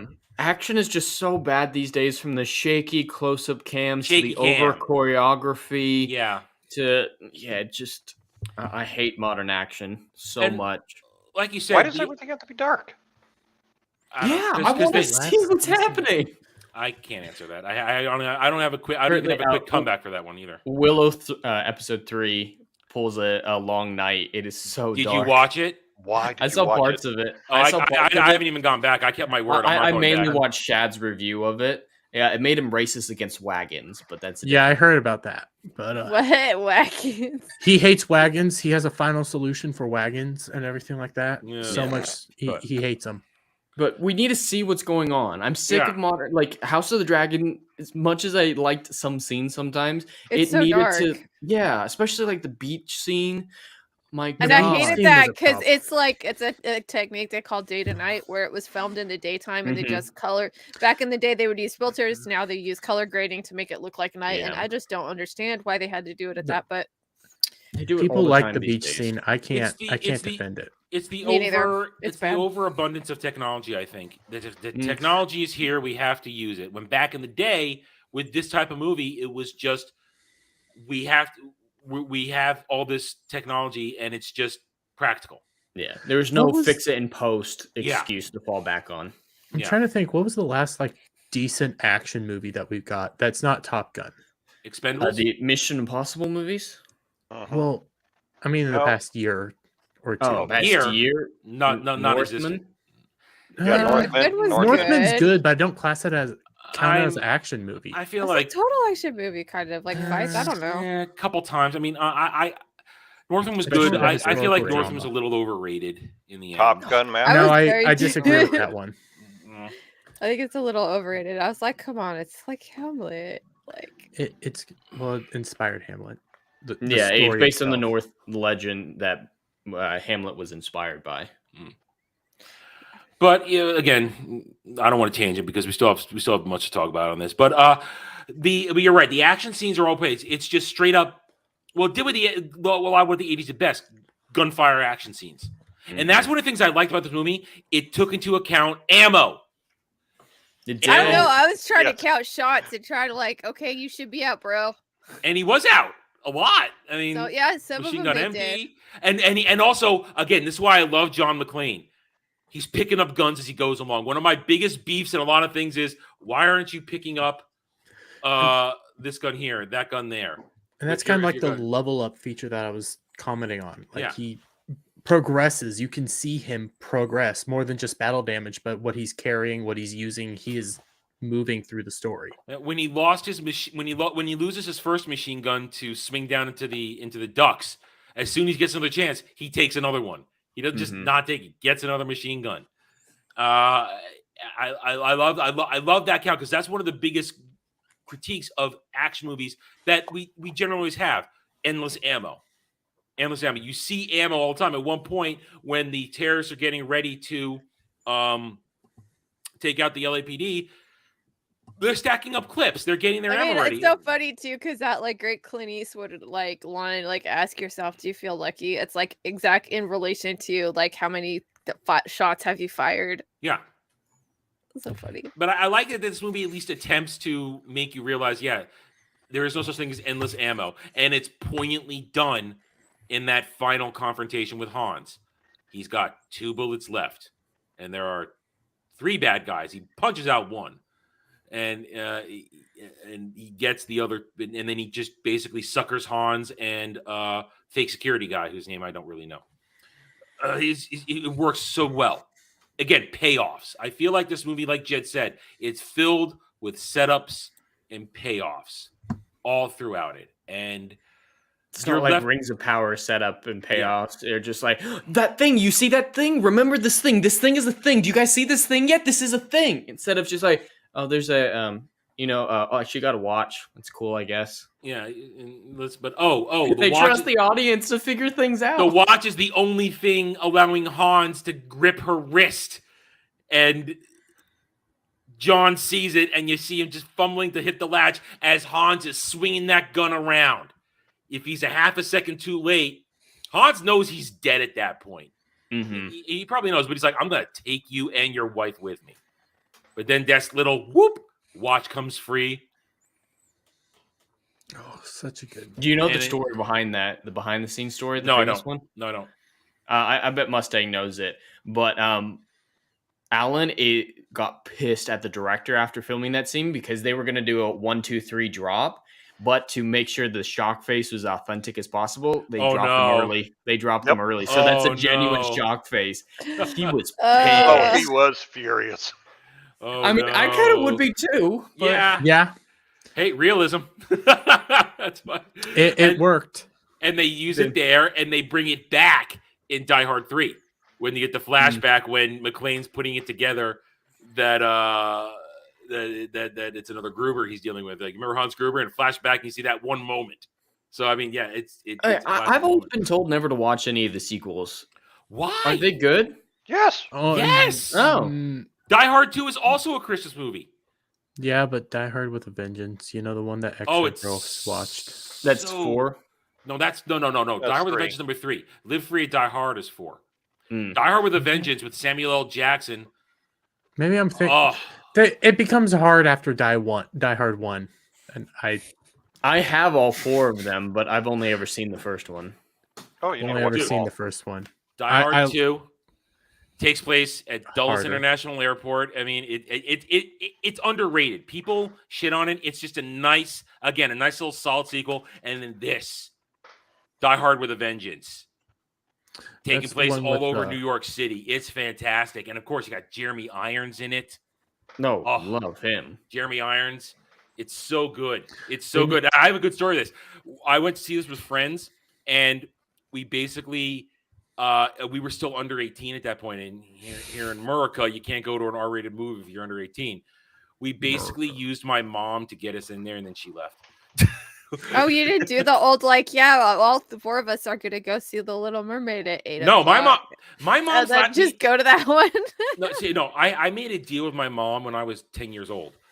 I could watch R-rated movies because we would have movie night, and my stepdad would bring in R-rated movies to watch. And it was like, okay, you're gonna watch these, but if I ever hear you say a cuss word out in the real world, and anybody ever complains, you're done. You don't get to see these stuff till you're old enough. I kept my mouth shut. So I watched R-rated movies forever because I know, just don't say the language out in the world. So my mom had no problem being the adult to get us into the movie theater to go see Die Hard with a Vengeance. Your mother's just cool because I know other stories what makes your mother even cooler. Yeah. So I mean, she was like, you and your friends always going to see Die Hard 3. Yeah, go ahead. I'll get you in there. And I think she actually might have gone to see it too. I think she sat way in the back or something. If I remember correctly, maybe she did. I don't know. But she got us in there. And we didn't have to do any fool with ideas. Oh, we're 18 or anything. No, just got us in there. No, you do, Jed. You gotta watch it. You gotta watch them. At least watch Die Hard 2 because it is a Christmas movie as well. So it takes place on Christmas Eve too. Just is it time for that debate? Then is this a Christmas movie? All right. I think we're I guess we're there. So before we do that, let's talk about the soundtrack real quick because that will lead us into it. The soundtrack is filled with an abundance of Christmas songs, abundance, as well as it, and that's why constantly singing them themselves, humming, and then the actual tracks. It's a great it's a great soundtrack because it's filled credits and the end credits. It's filled with all classic Christmas songs, but then it's original music is just kind of in there at key moments. So it's kind of a borrowed soundtrack. It's not an original soundtrack. It's borrowed, but it has its great key moments that are fantastic. I just thought it was interesting how they use like in-world music because it's like at the Christmas party they're not playing Christmas music, they're just playing like chamber music and stuff, and I was like, that's kind of interesting. It's supposed to say high society, high. Yeah, that's what I thought, and I thought that's kind of a like really kind of stereotypical way of doing that. A lot of times when we give our ratings, we're going to give our ratings now. The music is either elevates or lowers the score. But in this case, I think it just kind of is mood music at certain points. And it emphasizes certain moments. It's used at key moments, like we said. They're humming it at certain points, and then lead ups, and they actually play the real thing. So it's nice it's a nice woven in. So it doesn't super elevate it, but it's nicely tied into a lot of scenes. So I say the music works like that. So I guess let's give our scores. I'll give it. It was my movie, my choice for the week. 9.8 out of 10. I take off my small points for some of the technical questionability stuff that we talked about, explosions, this and that. And also one thing, I can always spot Bruce Willis' stunt double, and it just bugs me. I can always spot it. I can't unsee it. And that breaks my suspension of disbelief whenever I spot the stunt double. Little things. But as far as the story, the characters, the action, it's up there. So 9.8 out of 10. We'll go to our guests first. Mustang, what is your score for this? 9.5. 9.5? Okay. It's just small technical stuff. Yeah, all right, let me type it in here. I'm ready this week. I'm ready to put it in so I don't have to go back and watch it. And Adam, before we get into the debate, I do want to talk a little bit about behind-the-scenes stuff that I know with this movie and from the book to fill people in because it makes it even that much better knowing it. Sure, okay. Derm, what is your score? It'd be 9 out of 10. All the small nitpicky stuff doesn't bother me. What bothers me is that final moment with Carl, because he was hanging and stuff, and Wait, he had his hand. How do you get down for that though? How would you get the down? hanging and the explosion is what that's where it finally suspends breaks the suspension for me. Yeah. Great scene. That does it in for me. It's a fantastic movie. It's just that moment. Yeah. Well, the train, it doesn't hook on to anything. It's only looped around and kept down by its own weight. So if he can get his other hand to go like this, he had his hand in there. He had his hand in there. But if you're there was a moment where his hands were beside him when the people were coming down the stairs. That's why I'm predicting he was dead. Then you have that topple that explosion on top of it. I don't see how he survived any of that. It just doesn't. Okay. All right. Wait. Hey. Yeah. Well, again, this shows you we have to work to find faults in these types of movies. We have to work at it, and that is a legitimate question. I always think he's got the hand there. I didn't notice the hands were at his sides, but maybe it's at his sides because then he falls and he blends in with the crowd. That's how he gets out. He didn't want them. They need to show that though. They need to show that, especially with the burns and also how he's being carted out by the people. Like he's being carted out. He's covered up. He's presumed dead, and it's. Well, no, actually, he's actually pretending to be something. He's not being carted out. He's huddled like he's a survivor under a jacket. Oh yeah. He's huddled. He's blending in with the crowd to get his one last shot at McClane. And that is book accurate. Yeah. Lady B, what is your score? I did like 8.5. It was really good. I liked it. I mean, there were some questions I had, like, I don't understand why from the get-go he didn't identify himself as a cop. What do you mean? On the radio? On the radio. It's like, why didn't he say... because Hans had the radio. Yeah, it's part because the party line. He Well, didn't want to. yeah, as soon as Hans weaponizes information, as soon as he found out his connections, you don't know what he has access to at this point. And as soon as he found out his name, he used it Yeah. against him. As soon as he found out who his family was, he used it against him. Yeah. I just don't know what he had to lose, like by saying that he was a cop, because it was pretty obvious. They might like, he take knew him more something. seriously then, instead of just ignoring him Yeah. at certain points. I mean, it's kind of you'd have to headcanon it a little bit. But I was kind of curious about that. Okay, Jed. My criticisms are all on the technical side, like a lot of what you guys have mentioned. So I'm happily at a 9 out of 10. Okay, happily just at a flat 9. Wow, you don't normally go that high. I know. Yeah, It's yeah, but just so it's all about the setup and payoff. Like, this is a phenomenally well written movie, and as Mhm. you guys know, that's my top priority in all these discussions. And the writing is just so on point in so many different situations that I And gotta even give it the that. special effects were pretty good, except for the like falling off the building thing. well, that's old school green screen. Oh yeah, I know. Yeah, that's not. But like usually, if you were gonna go back and watch a movie from the '80s, you're like, okay, this is really bad. And also, or whatever. it It didn't look looks that even bad. worse for me because this is a regular DVD playing on my PS5. It looked like shit. Today when I No, watched the it, it copy looked like I got, shit. I rented from the library, and it's a really old DVD from like when they first started making DVDs. So Oh, it God. didn't even have like a real menu per se. It just Oh, started no. playing, and I Yes, was I like, have an well, interactive menu yeah. on this one. It has Well, an you interactive guys menu. should know the Library of Congress has this movie out for free. Yes. Really? Oh, What? I need That's to how upgrade. I watched it. I realized as I was watching it, I own all the DVDs. I'd forgotten I didn't. I need to upgrade these 3. I need to upgrade the Blu-rays on these. I need to upgrade all my stuff. I have to find sources. Well, here's the problem. When I want to upgrade, I always have to make sure I've gotten everything I haven't gotten that I want yet before I start upgrading. Like I made one exception this week or this year. I upgraded, and because I had to because it was damaged. I had to upgrade my copy of Tomorrow Never Dies because it's got a big scratch on it and it skips over the last 15 minutes during the climax. But I upgraded that this year. So now I've got 2 of the 3 Brosnan movies because there are only 3 James Bond Brosnan movies. There are only 3. Mhm. Die Another Day didn't happen. And there's only one Daniel Craig. There's no Daniel Craig movies. I'm sorry. There's no Daniel Casino Craig movies. Royale is awesome. That's really good. I'm a Whatever. fan. I don't like it. I don't like it. He's like to quote Linus on the show. He just looks like an angry baby all the time. It might not be a good James Bond movie, but I really do enjoy it. As an action There's movie. your point. It's not a James Bond movie. It's a good action movie, but not a James Bond movie. That's a debate for another time, though.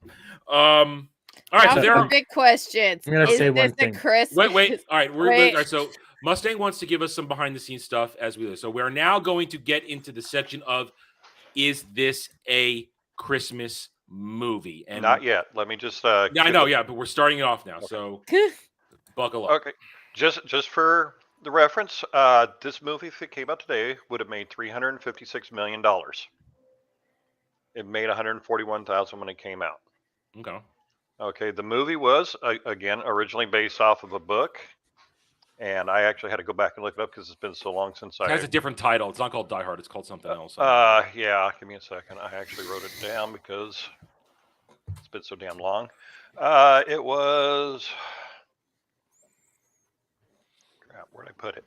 Nothing Lasts Forever. John McClane's character was Joe Leland. He was a retired NYPD sergeant. His wife was never part of the original book. It is his daughter, Stephanie Gennaro. She died. So Holly would be dead if they went along with that. Al is the only character from the book to the movie that stayed exactly the same. They just they did minor updating because of the time the book was wrote versus when the movie came out.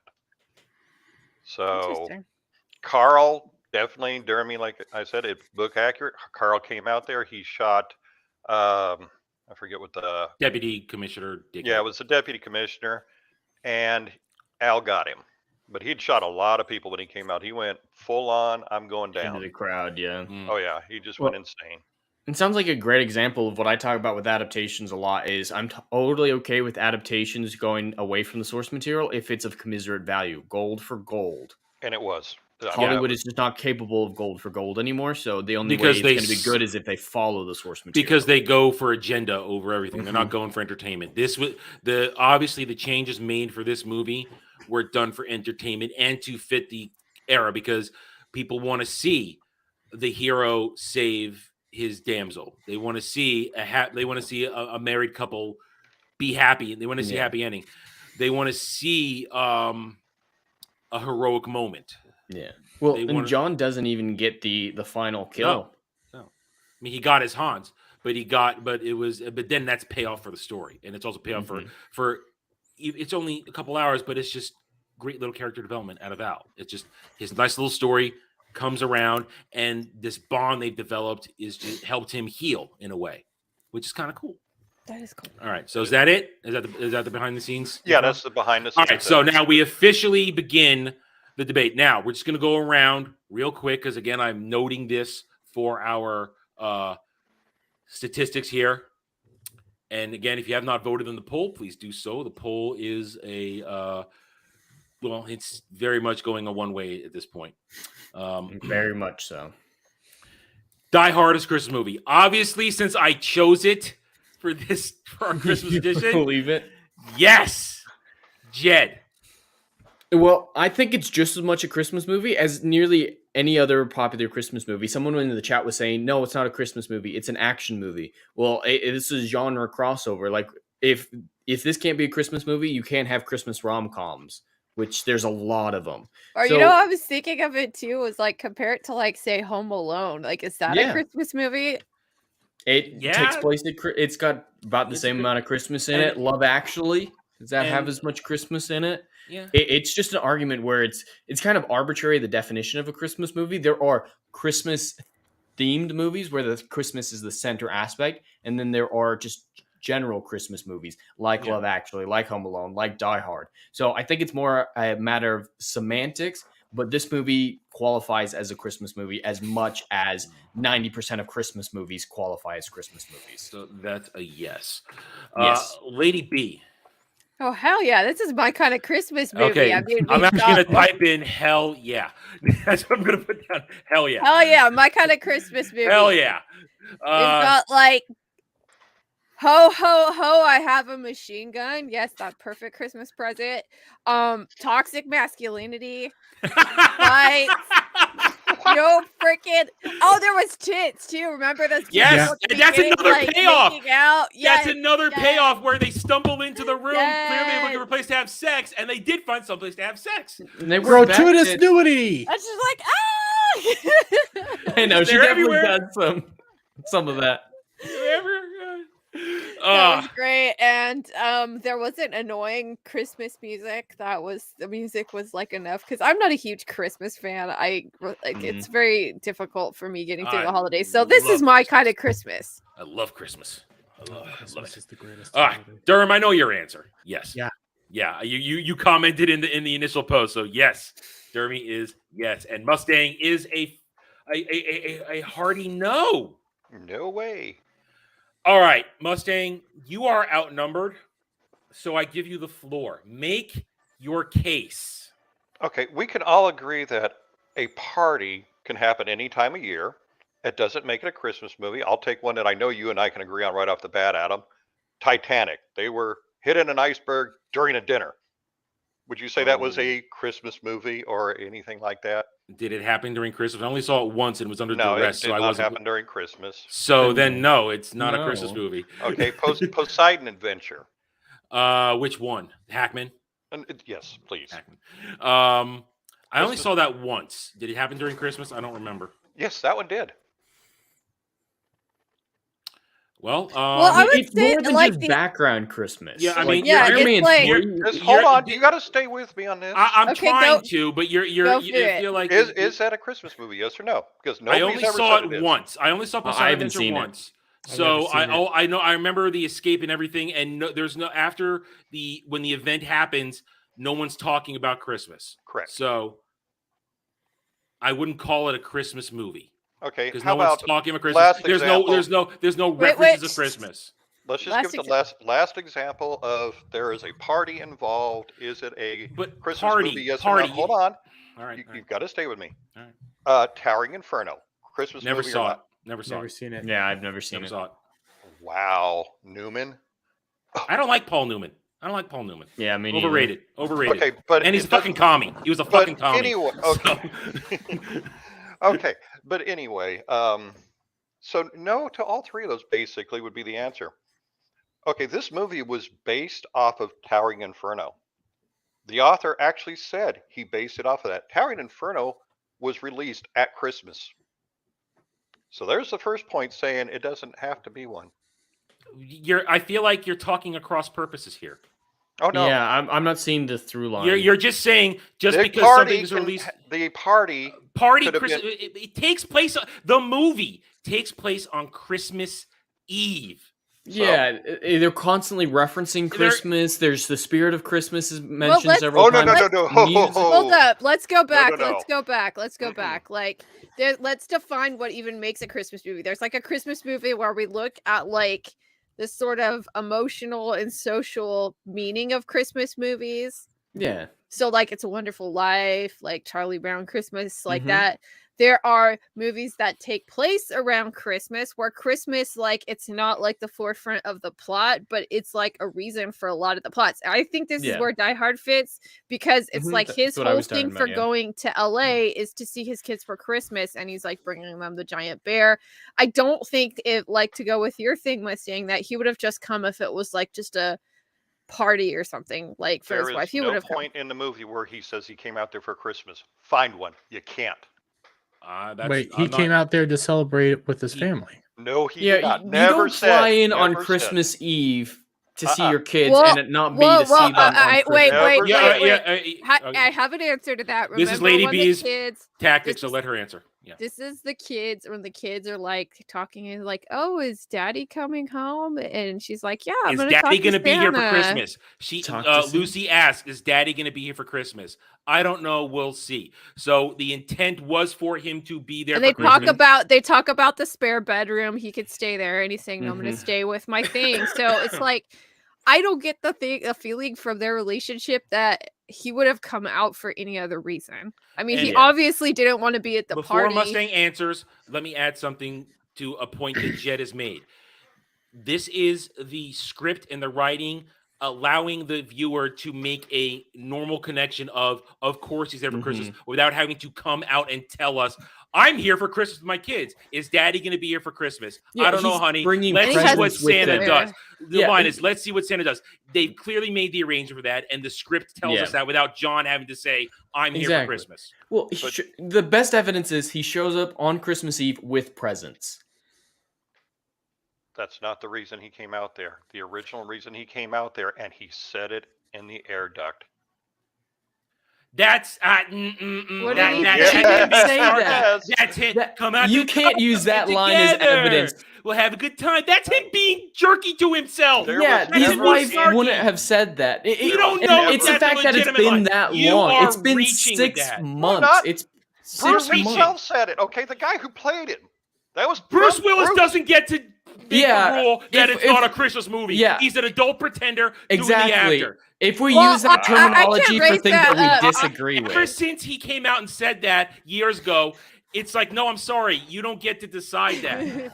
Dermy, you look like you want to say something. Up one No, more thing I'm enjoying right now. To meet that point, I had a teacher. Her name was Jenny Lee Teagan. She worked on this movie. She's she became a producer, and she said that she thought this was a Christmas movie. So there's conflicting reports. Now we have from we have cast and two crew. people in the there's a cast member. I have a crew member. She said it was a Christmas movie. So well, I think the fundamental aspect of this argument comes down to what I mentioned at the beginning of my statement. Is it comes down to semantics. This counts as just as much as the majority of Christmas movies. But Mustang, I think he's trying to say it's not a movie about Christmas, like how Lady B said, A Wonderful Life, Miracle on 34th Street, or like those Santa type Claus. of Christmas movies. There's definitely like clear three classes of Christmas movies. Yeah. The ones about Christmas, the ones where Christmas plays a major part, and then Iron Man 3, where it is completely useless. I just watched that and I thought, useless. And I thought, is this a Christmas movie? And I thought, no, it's not, because they don't make references to Christmas. There's no Christmas What? singing. He makes one joke about Christmas. Okay, And that's there's it. one joke and Christmas lights occasionally in the background. Yeah. No, like all of Die Hard, there's constant Christmas music talking about Christmas. He's clearly there for Christmas. You don't show up on Christmas Eve with presents, with without the being gun there at for the Christmas. end. And then they double The down. end credits. And because I'm gonna back Jet up in Die Hard 2, the final line, when he what do you do about the tickets in my car? And he tears it up and says, "It's Christmas." They bring it back around to remind you these first two movies are Christmas movies. And all right, Mustang, we've been beating up on you for that for about. Come back now. What's your counters? Okay, a Christmas movie from all aspects: goodwill towards men, hope, joy, blessings, peace, giving, happy endings, Christmas miracle. Basically, all things good in life, except for what Conan described. Whoa. Christmas miracle. Remember when Hans was saying that we're going to need a miracle to get this thing open or There something? is a miracle. There's miracle. It is not a miracle. But it's Mike. just like I'm saying, though. It's down to semantics. He's talking about that small percentage of them that are about the Christmas spirit versus the other 90% of Christmas movies. Love Actually isn't about the Christmas spirit, but everyone considers it a Christmas movie. If something takes place during Christmas, if it can hit certain notes, one of your examples, I will give you Poseidon Adventure, not a Christmas movie, just because it takes place during Christmas. Because once the tragedy, once the horrible thing happens and they're all trying to escape, Christmas has nothing to do with it. But for the examples that we're throwing out there, these movies are taking place during Christmas, and Christmas is a running theme. You're trying to make it a Christmas movie. I'm not trying I'm to not trying to. I've got all the stuff right here. I'll just keep on going. Dude, I'll just keep going, but you're going into it with the aspect that you will not change your mind. That's just because it's true. But Mustang, you haven't actually given real evidence why it isn't a Christmas because movie. you keep cutting me off. I am not keep cutting off. I just gave you the floor again. Of course, we're going to cut each other off. Come on, no, here. I could not even finish where I was going, and you cut me off. Fine. Okay, go. Okay, you cannot put murdering and blowing things up in good light and good emotional feelings that relate to Christmas. People die in A Wonderful Life. Krampus. Yes. That's just like that's straight up guy. I'm saying murdering and blowing people up. Are you listening? Krampus. What is that? It's completely 100% opposite of everything that is Christmas. From your perspective. Krampus is a horror Christmas movie. This is we just a matter of... We have a brand new movie coming out where Santa Claus is basically killing people. The Violent Night. That's obviously a Christmas movie. It involves Santa. It's a Christmas movie. The definition of Christmas movie, it's all about semantics. Like I'm saying, a movie that centers around Christmas is a major part of the plot. And then there's and then there's the ones that Mustang are talking about where it's the spirit of Christmas is the aspect. And so I think, Mustang, you're just ignoring a major part of Christmas movies to fit with just the spirit of Christmas, whereas there's so many Christmas movies that aren't about the spirit of Christmas that are still considered Christmas movies. So you're working with half a definition. No, I could go with kind of what you're saying, but I also know the book and I know the history. Book doesn't matter. Book does not relate to hell, a book doesn't matter. You say it on every one of your streams. No, for Adam. this thing, the no, source. No. I'm calling you out on it, buddy. You say it on every one of your streams. Truth. And this source material can matter, but this is now an adaptation. And you said so at the beginning of this, if it's done with the right metric for putting it in the thing, it's okay to change things. And the right metric by the author was this was not even a Christmas movie. Well, but then by your own admission, there's only one. You cannot have it both ways, Bubba. No. You can't. Well, I want to refute that too. Is you can't have it both ways either, Mustang, because you said it changed a lot about the sort. Like only one character is actually the same in the movie. Only one stayed the same, correct? Right. So that's saying that you still love the movie.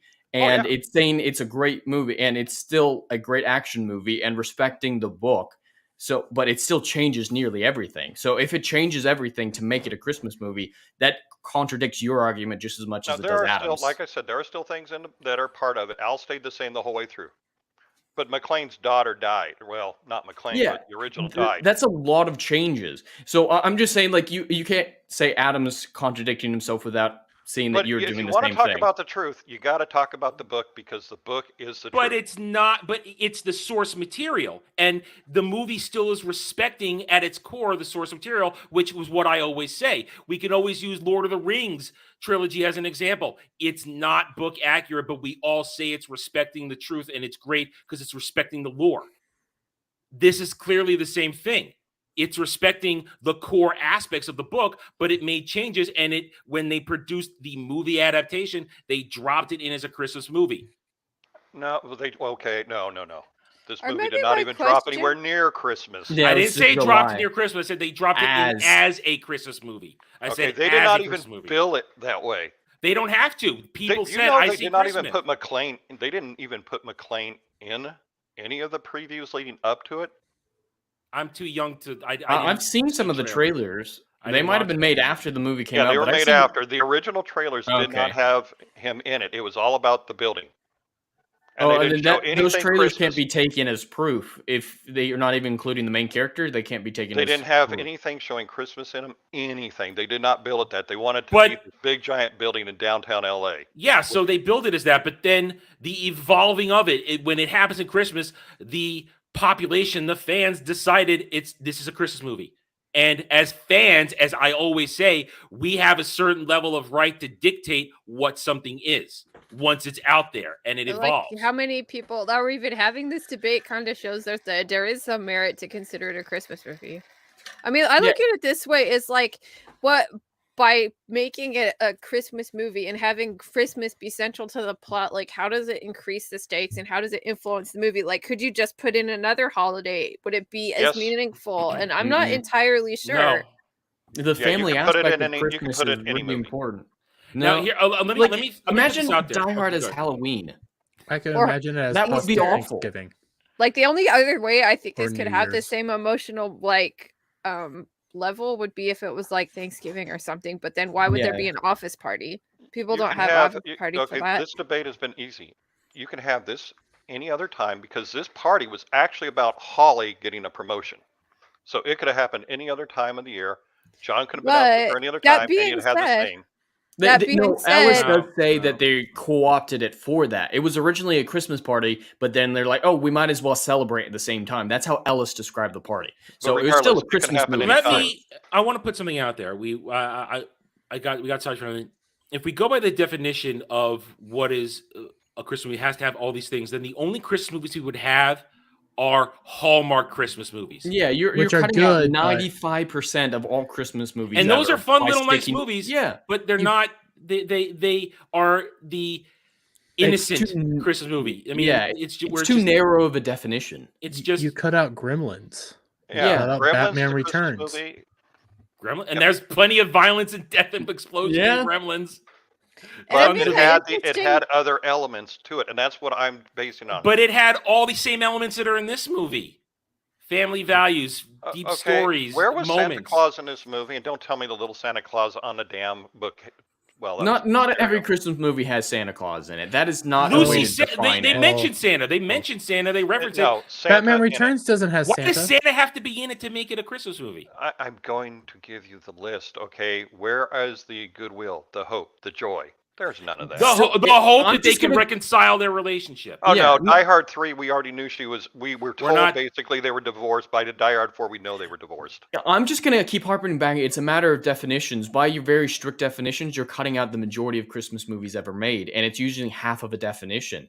Yes, there are Christmas movies that focus on the Christmas spirit, and those are a very big part of it. But there are so many actual Christmas movies that I'm sure you would agree are Christmas movies that do not fit into the spirit of Christmas in the way that A Wonderful Life is like the idealistic Christmas movie. Yeah. Oh, Wonderful Life. Going back to what you said, Jed, I mean, it's I'll like agree with that. A Wonderful look Life. at what we watched last week, and we were like, okay, how this hardly feels like Christmas because Jack doesn't learn anything about Christmas. But you know what? It kind of all of these movies kind of represent how society as a whole treats Christmas. I think one of the takeaways from like Nightmare Before Christmas is that we're like, this is everything that's superficial about Halloween and Christmas, and this is just sort of like the superficial things about Christmas. It's like they just wanted this idea that the family has to come together, and that's the whole reason for the guy coming to LA to see his wife and his kids. That's the only reason he was there. Like, I mean, it kind of just takes it differently. Where if Mustang want that story that he wants with the ideal Christmas movie with those messages, it's like I feel like it almost have to come from like a different time or something like that, because that's not what like the audience wants now. I do not want the messages. You're not hearing it. I have things that, as somebody who's been there too, there are certain elements that have to be in a movie for me to go, yes, this is a Christmas movie. There's your definition. The elements for you. Okay, it has to have the goodwill. It has to have some kind of a Christmas spirit. There has to be hope somewhere in there. Not by See, you keep interrupting me. That's what I'm keep telling you, Adam. Come on. Can I get it out? You're getting it out. And I keep getting interrupted. You asked me what I'm saying. I'm trying to tell you. Goodwill towards men is something I look for. Hope, joy, blessing, peace, giving, a Christmas spirit, or a spirit of some type. You know, a happy ending would be nice, but not all of them have to have happy endings. There needs to be the Christmas miracle. Whether it's, you can have gremlins and there's still the Christmas miracle. They put them back in the box. The safe. What? No. Listen, fuck. Why do I even bother talk to you? Because you love us. Well, if you're going to ask somebody to come on here as a guest, and then especially a friend, and then you start doing this every time they try and talk. Oh, come on. No, I'm being honest, dude. Okay, come on. I am being dead honest. All right. Okay, this is me being very honest. I'm sorry if I told you in the pregame, if you're going to be like this, why have the discussion even? I don't feel like I'm being anything. I'm just reacting. I apologize if it's coming off the wrong way. All right. I'm sorry. All right. I mean, why have debates? And this is where I went and called you the snowflake in the beginning, because if we can't sit down as nerds that love something. But we are having a nerd debate. I think we're getting to the semantic debate, though, in the area of, hey, are we just not seeing eye to eye on here? It's kind of like when we debate, not saying Mustang's lofty, but it's when you debate Lofty. Lofty sees things differently. We all just see things differently in a different light. It's semantics, really. It's still a valuable debate because, and I wouldn't call Adam a snowflake in this conversation because we're still providing evidence and response. The snowflakes are purely emotional. Adam's had great points. You've had great points. But I think at the end of the day, just like Jeremy's saying, it's a matter of definitions and semantics. And I think we'd all have to almost agree on a definition of a Christmas movie to judge whether this is or not. And see, that's the things that I'm looking for is where is the Christmas movie in this? Where is the things that would say it is a Christmas movie? Because it's at a Christmas party? No, it could be any party. Yeah. It could be any party. This doesn't matter if it's a Christmas or not. The original author said it. The books got it. That's why I was so very careful to bring up Towering Inferno, a movie nobody would ever say is a Christmas movie, yet was released December 14th. The very movie that inspired this one, that inspired the book that inspired this one. Well, I can't talk. Oh, sorry. Sorry, I thought you were done. Excuse me. No, that's why I was very specific about saying this is what I'm looking at with this specific movie. Where is anything that is a Christmas movie involved in this? And there's nothing that has those elements. You laughed when I said Gremlins. They still managed to get them all put back in the box. I mean, granted, we get Gremlins too, but at the end of Gremlins, they got them back in the box. Well, it means a lot of different things to a lot of different people. And I want to point out when you were mentioning what the definition of a Christmas movie, you kept using your I statements.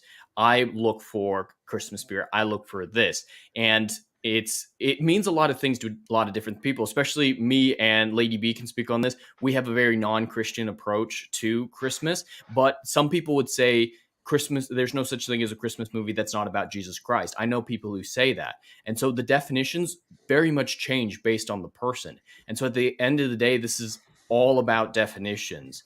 And if we can't agree on a definition, this argument has been valuable to see other people's sides, obviously. But when we're coming at it from a semantics perspective, like this entire debate has been about, there might not be a way to find common ground because people see Christmas as different things. You see it as goodwill towards men and a very traditional approach. That might not be the way that several of us take it. There's a feeling at Christmas that might be a little bit more amorphous that we get in this movie for us personally, from the Christmas music, from the relationship with the him and his family, and that aspect of it. That's the Christmas spirit to us versus those very traditional definitions that you were working with. And I'm just very broad with my Christmas definition. That's what I keep going back to, is there are movies about the Christmas spirit. There are movies about Christ. There are movies about Christmas as a central plot. And they all technically count as Christmas movies because it's a major part of them. But hyper-focusing on a single aspect of Christmas using your I statements might be very much true for you, but isn't necessarily the grounds for an argumentative debate to change someone else's mind. Let me give you a little bit into the I. It's not just I. Okay, I went and when I started looking into all this, because at one time I got into these debates all the time, I went, okay, let me look. So I went and looked at Hollywood. I looked at religion. I looked at what Congress had listed. So many people have listed these things are what is Christmas. Not just a Christmas movie, but what is Christmas. I just cannot find Christmas in here except for it was at a Christmas party. Big deal. It could have been any party. That's not central to it being. Yeah. The party. Christmas is not central to it. Okay, can I say something?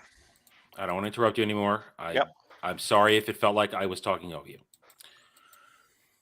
I never once said that the party was the Christmas thing. I've never said that. It happens on Christmas Eve. There is Christmas elements all over the place, like the guy said, from the music, from the feeling of we're out here to reconcile our family on Christmas. We're going to try and do that. Whatever the future holds for the family does not count in this moment in this movie. There is now you are saying that you need certain aspects, the hope, the goodwill towards men. Well, I would say the inversion is showing us in this that perhaps it's showing us that despite this horrible lack of goodwill towards men, two souls find each other. John and Al. They find each other in this movie, and one ends up giving hope to the other in this deep, dark crisis that he is suffering. And in the end, through working through this, Al finds a sort of salvation with himself, is able to have a miracle. If you want a miracle, Al is able to find forgiveness for himself for shooting that child in a moment of crisis. Can I get past the block that I have not been able, that has inhibited me from doing my job? That can be considered a miracle. An emotional miracle, absolutely. That he fights through it to save the day. Now, go ahead. There's there's always a theme with Christmas music of coming back together with families or coming home, and the kids are when the newscast is saying like, "Daddy, come home, please."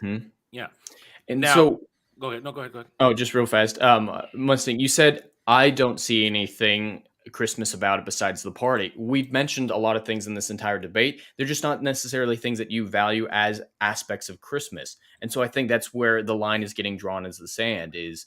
There are aspects of Christmas that we value, like the music aspect of it, that may not be a priority for you. There are movies throughout the year that have Christmas in them, though. Christmas music. See, that's where maybe I'm very much a stickler for it, but for something to be Christmas, it can happen at no other time of the year than Christmas.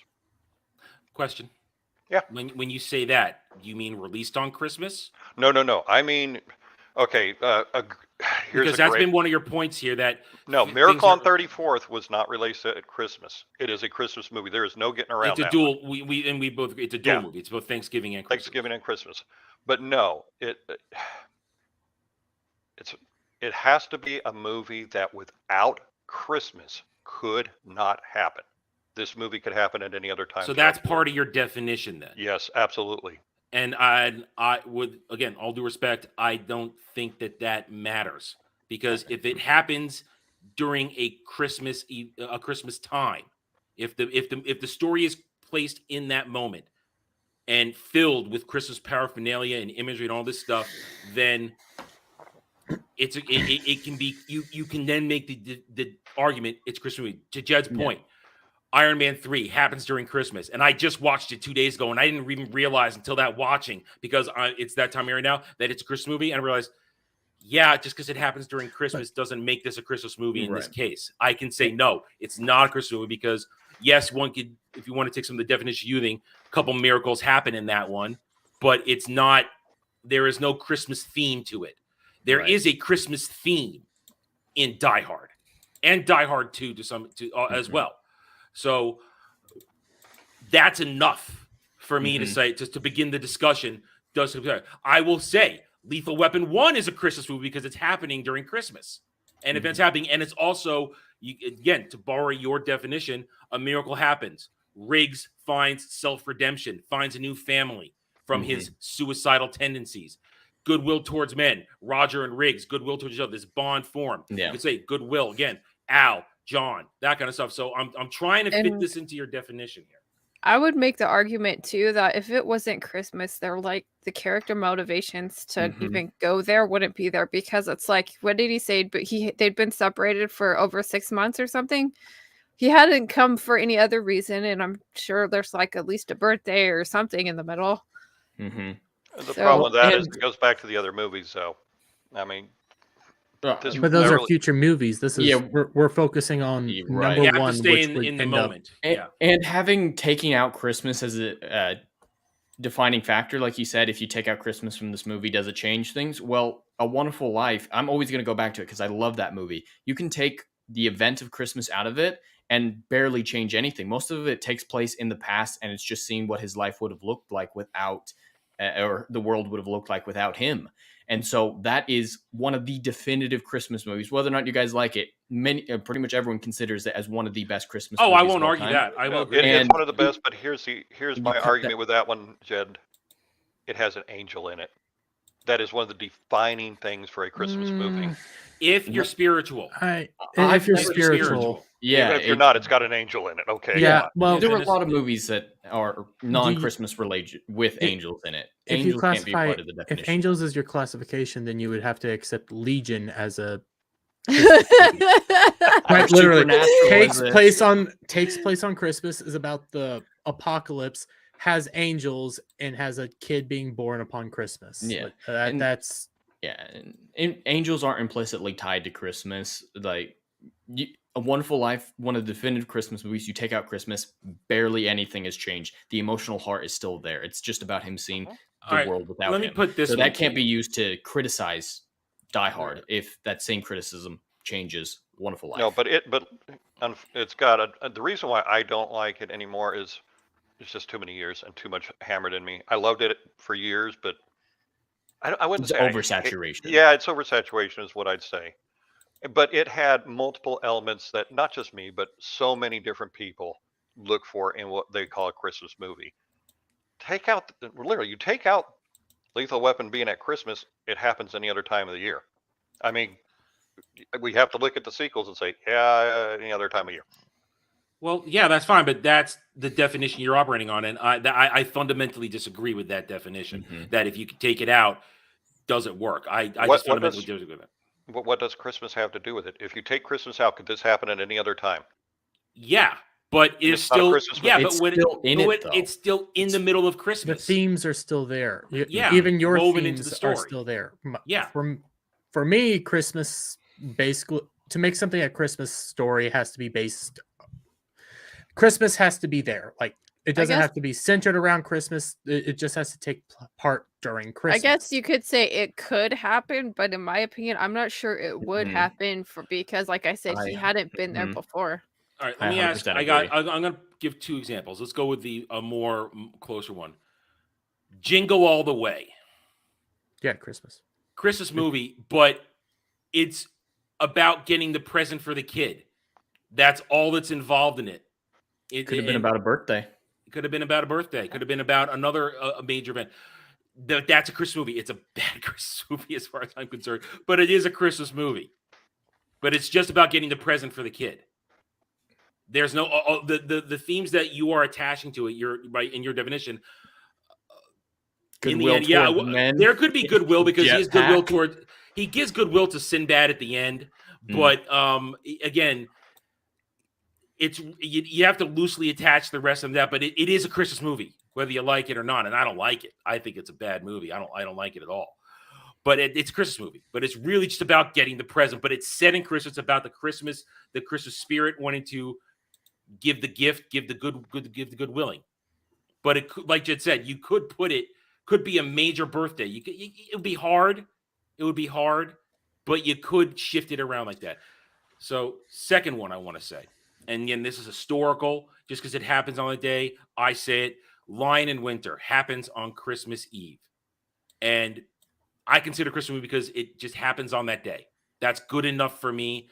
And one could say again on the adaptation of the movie, the original, not the remake, miracles do happen, but I consider that a Christmas movie because it's centered at, and there are Christmas elements and themes and jokes about it throughout the whole movie, where they barb each other over Christmas. I mean, some of the best lines are where Henry and Eleanor are barbing each other about, you always know what to get me on Christmas. It's just there's a certain Christmas humor in it woven into the drama. So it's, again, what Jed said, we're going to be in an eternal impasse there. No one's convincing anybody of anything here. It's one of those nerd arguments where no one's going to convince anybody, and 20 minutes later we're all going to be fine. Yeah. But it's not a matter of proof, it's a matter of definitions, and that can't be argued away. Yeah, we are coming at this from fundamentally different aspects. And now, if I take a step back, majority of the population, majority of fans are going to say that the loose definition is enough for them to classify this as a Christmas movie. And then Mustang's not alone. There are a lot of people who do say not a Christmas movie. Mm-hmm. It's not uncommon. Which is why we're even having this discussion in the first place, because it's a thing, and it's been a thing for 40 years, and it's going to still be a thing in probably another 40 years if the world is still here. Newsweek had the poll, 70% did not believe it's a Christmas movie. Hollywood Reporter, 62%. So there's a lot of people that say it's not a Christmas movie. Here's a question. I don't utilize their polls. Newsweek, Hollywood Reporter. Okay, come on, these polls came out long before they went stupid. So I'm just... Well, no, the polls, it questions who are they asking? How many are they asking? Are they getting a sample size? They do it only doing I Los took Angeles. a whole class in this. I'm Everything okay can be with not manipulated. agreeing with people on this. Like, it's cool. We don't have to agree on this. Because I'm also a guy that considers Batman Returns, not Batman Beyond. Batman Returns as a Christmas movie. It is. It is a Christmas movie. And then Adam and I are going to argue with this. I like Sword Art Online. Okay, this is getting weeby, but follow me here. Yeah. The third episode of Sword Art Online is a Christmas episode. Yes. I classified it as that. It is a very dark, depressing episode, but it is a Christmas episode because it takes place during Christmas. Yeah. Well, that's actually a good example. There's tons of animes that are dark and depressing that have a Christmas episode. Then there is also Doctor Who. Doctor Who has Christmas episodes. Not all of them revolve around the ideas of Christmas. They just have an adventure during Christmas. Yeah. Well, that's a great example why incorporating the Die Hard sequels or the Lethal Weapon sequels as proof doesn't necessarily fly, because there can be Christmas episodes in a show and still be a Christmas episode, and in a show that isn't generally about Christmas. Just like a film series can have a Christmas movie in a series that isn't necessarily a Christmas series. So incorporating Lethal Weapons 2, 3, 4 as proof that Lethal Weapons 1 isn't Christmas movies doesn't necessarily track. All right. I think we have reached a fair ending on this. Then I think we've reached a fair ending. Yeah, it's just agree to disagree on. It's agree to disagree. It's an agree to disagree, and again, there are striding camps on both sides, and it just so happens in this case, Mustang on the panel is outnumbered, but Mustang is not necessarily outnumbered in the real world on this. There are. He cited two polls, and again, if they were before they went shill, then okay, maybe there is some legitimacy. But then I would have like Jeremy said, sample sizes, all that kind of stuff, and I could give you the sample sizes. I mean, margin of errors, that kind of stuff. I mean, there's a whole science that there is science. And I took a class on it once, and how this stuff is so easily manipulated. It's totally fine. I'm cool with just saying I don't agree with everything on everyone, and I don't really care as long as somebody's not trying to like. Hey, we got a little testy here. I think it's just a little miscommunication. It's fine. Nobody died. Nothing. It's Christmas. We all love each other. It's a heated argument. Little miscommunication here. We're fine, guys. We're fine. Nothing's over here. Guys, Adam doesn't know who Daryl and his other brother Daryl is. Oh, stop that. Yeah, he doesn't know that. That's doesn't. sad.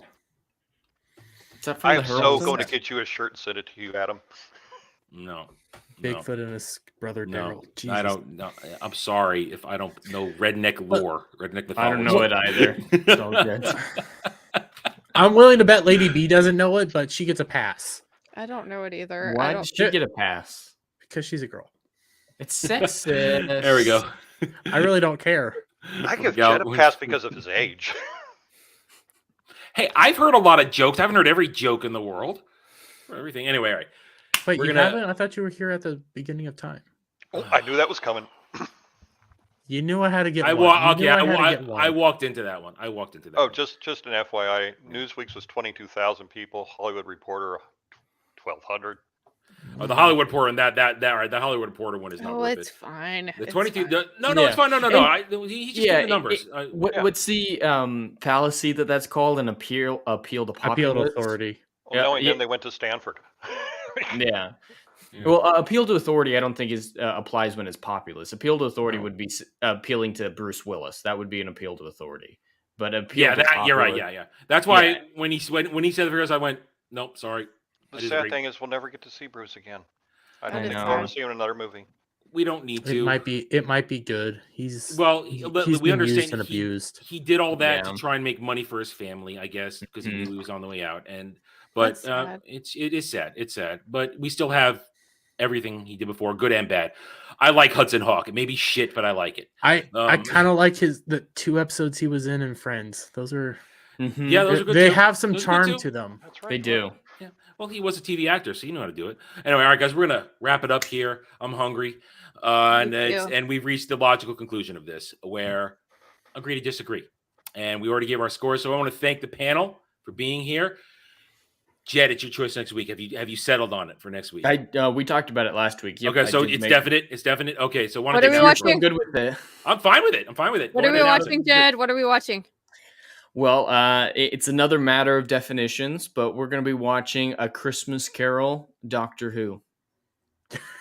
Is that an episode or a movie? It's a Christmas special. It's a TV special that was... but it's an hour plus, so it could rank... Yeah, it's got movie length. Can you help me find it? Because I don't... I'll help you. I can help you. Check it out. It's on HBO Max. Otherwise, you can... And other ways, I will help you find it if you need. Yeah, just let me know. Other ways. Let me know. Thank you. I appreciate it. I'm versed in harbor travel. Anyway, so we're going to do that thing, and that is it's a beautiful thing. It's basically like the Christmas Carol, and it's just wonderful. Sci-fi. It's wonderful. That's Matt, but it's wonderful. But it's wonderful. It's fantastic. Awesome. It's great. Matt Smith, right? And it's Matt Smith at. That was a good one. That was a really good one. That one is very much one that is about the Christmas spirit. I'm going to spoil the Doctor Who special. There's a flying shark. Yes, there's a flying shark. There's a flying shark. Yeah, that puts it right up there with Sharknado. Like Is Ian Searing in it? No. But it's a charming episode. But it is. You don't see things. You don't. To Kale's point, you don't need to watch Doctor Who to watch this episode. It's okay. I've never seen Doctor Who either. It's very much a standalone. And you'll appreciate. Get all the you'll appreciate Matt Smith as the Doctor, and even if you don't know it, because he just gives an outstanding performance. No, there's no singing. Yes, there is singing. There is. Oh. Yes, there is. There is. Yes, remember the woman that the woman that the Scrooge stand-in is in love with. She's able to opera sing, and it appeals. I don't remember the shark. It's been a long time since I've seen it. I think it's probably been a decade since I've seen it. Yeah, almost. it's beautiful. It's not Christmas movie. It's just opera. It's beautiful. Flying sharks. I mean, come on. Jed, you're gonna have to send me the title.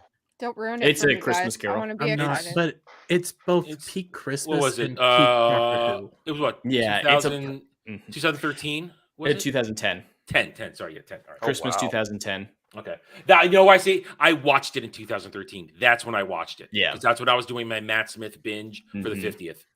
Yep, that was his first Christmas special because his first episode came out in April, and End of Time Part 2 was the Christmas special from the year before when David Tennant died. That's why I thought 13 because that was the first time I watched it. But it's a beautiful episode, and again, it is just Matt Smith chewing up scenery, dude, chewing that scenery. It's so good. Yes, it's good. So that's next week. We'll be back for the final Christmas edition of Saturday Night Driving because then we'll be off for Christmas week because again, Christmas week. Christmas Eve is literally the Saturday, so we're not doing that. I might play a game. No, I'm so mad that Christmas is ruined for me this year because of Witcher Blood Origin. Yeah. Your video's out yet? Special. Part 1 is out. Yeah, yeah. Part 1 is out. Part 2 will come out on Wednesday. Be the first Witcher. Anyway, all right, guys. So we will see you then, and then we'll be back in the new year for a fresh after that. So thanks, everybody. Thanks to the panel for being here. Everybody's scores and stuff in the description below.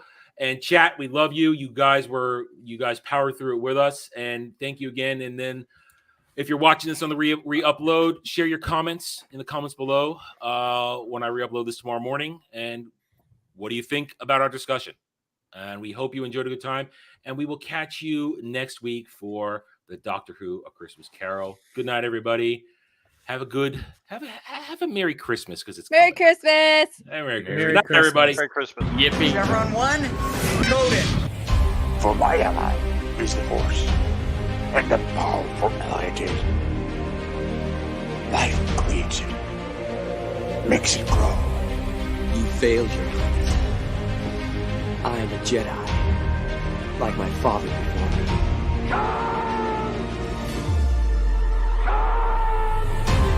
Cry havoc, and let's set the tongues of war.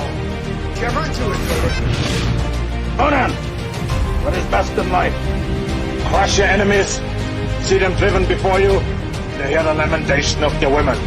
It's all in the reflexes. I'll also say that you're heavy into martial arts, Tai Chi, and all that killer stuff. I suppose we have to register you as a lethal weapon. Chevron 3 encoded. And somebody ought to belt you in the mouth. But I won't. I won't. The hell I will. Chevron 4 encoded. Do you expect me to talk? No, Mr. Bond, I expect you to die. Chevron 5 encoded. You take the blue pill. The story ends. You wake up in your bed and believe whatever you want to. You take the red pill. You stay in Wonderland. And I show you how deep the rabbit hole goes. Chevron 6 encoded. Not for why you can, love boy. Great Scott. Back off, man. I'm a scientist. You shall not pass! I thought I'd die fighting side by side with Al. What about side by side with a friend? A day may come when the courage of men fails, when we forsake our friends and break all bonds of fellowship. But it is not this day.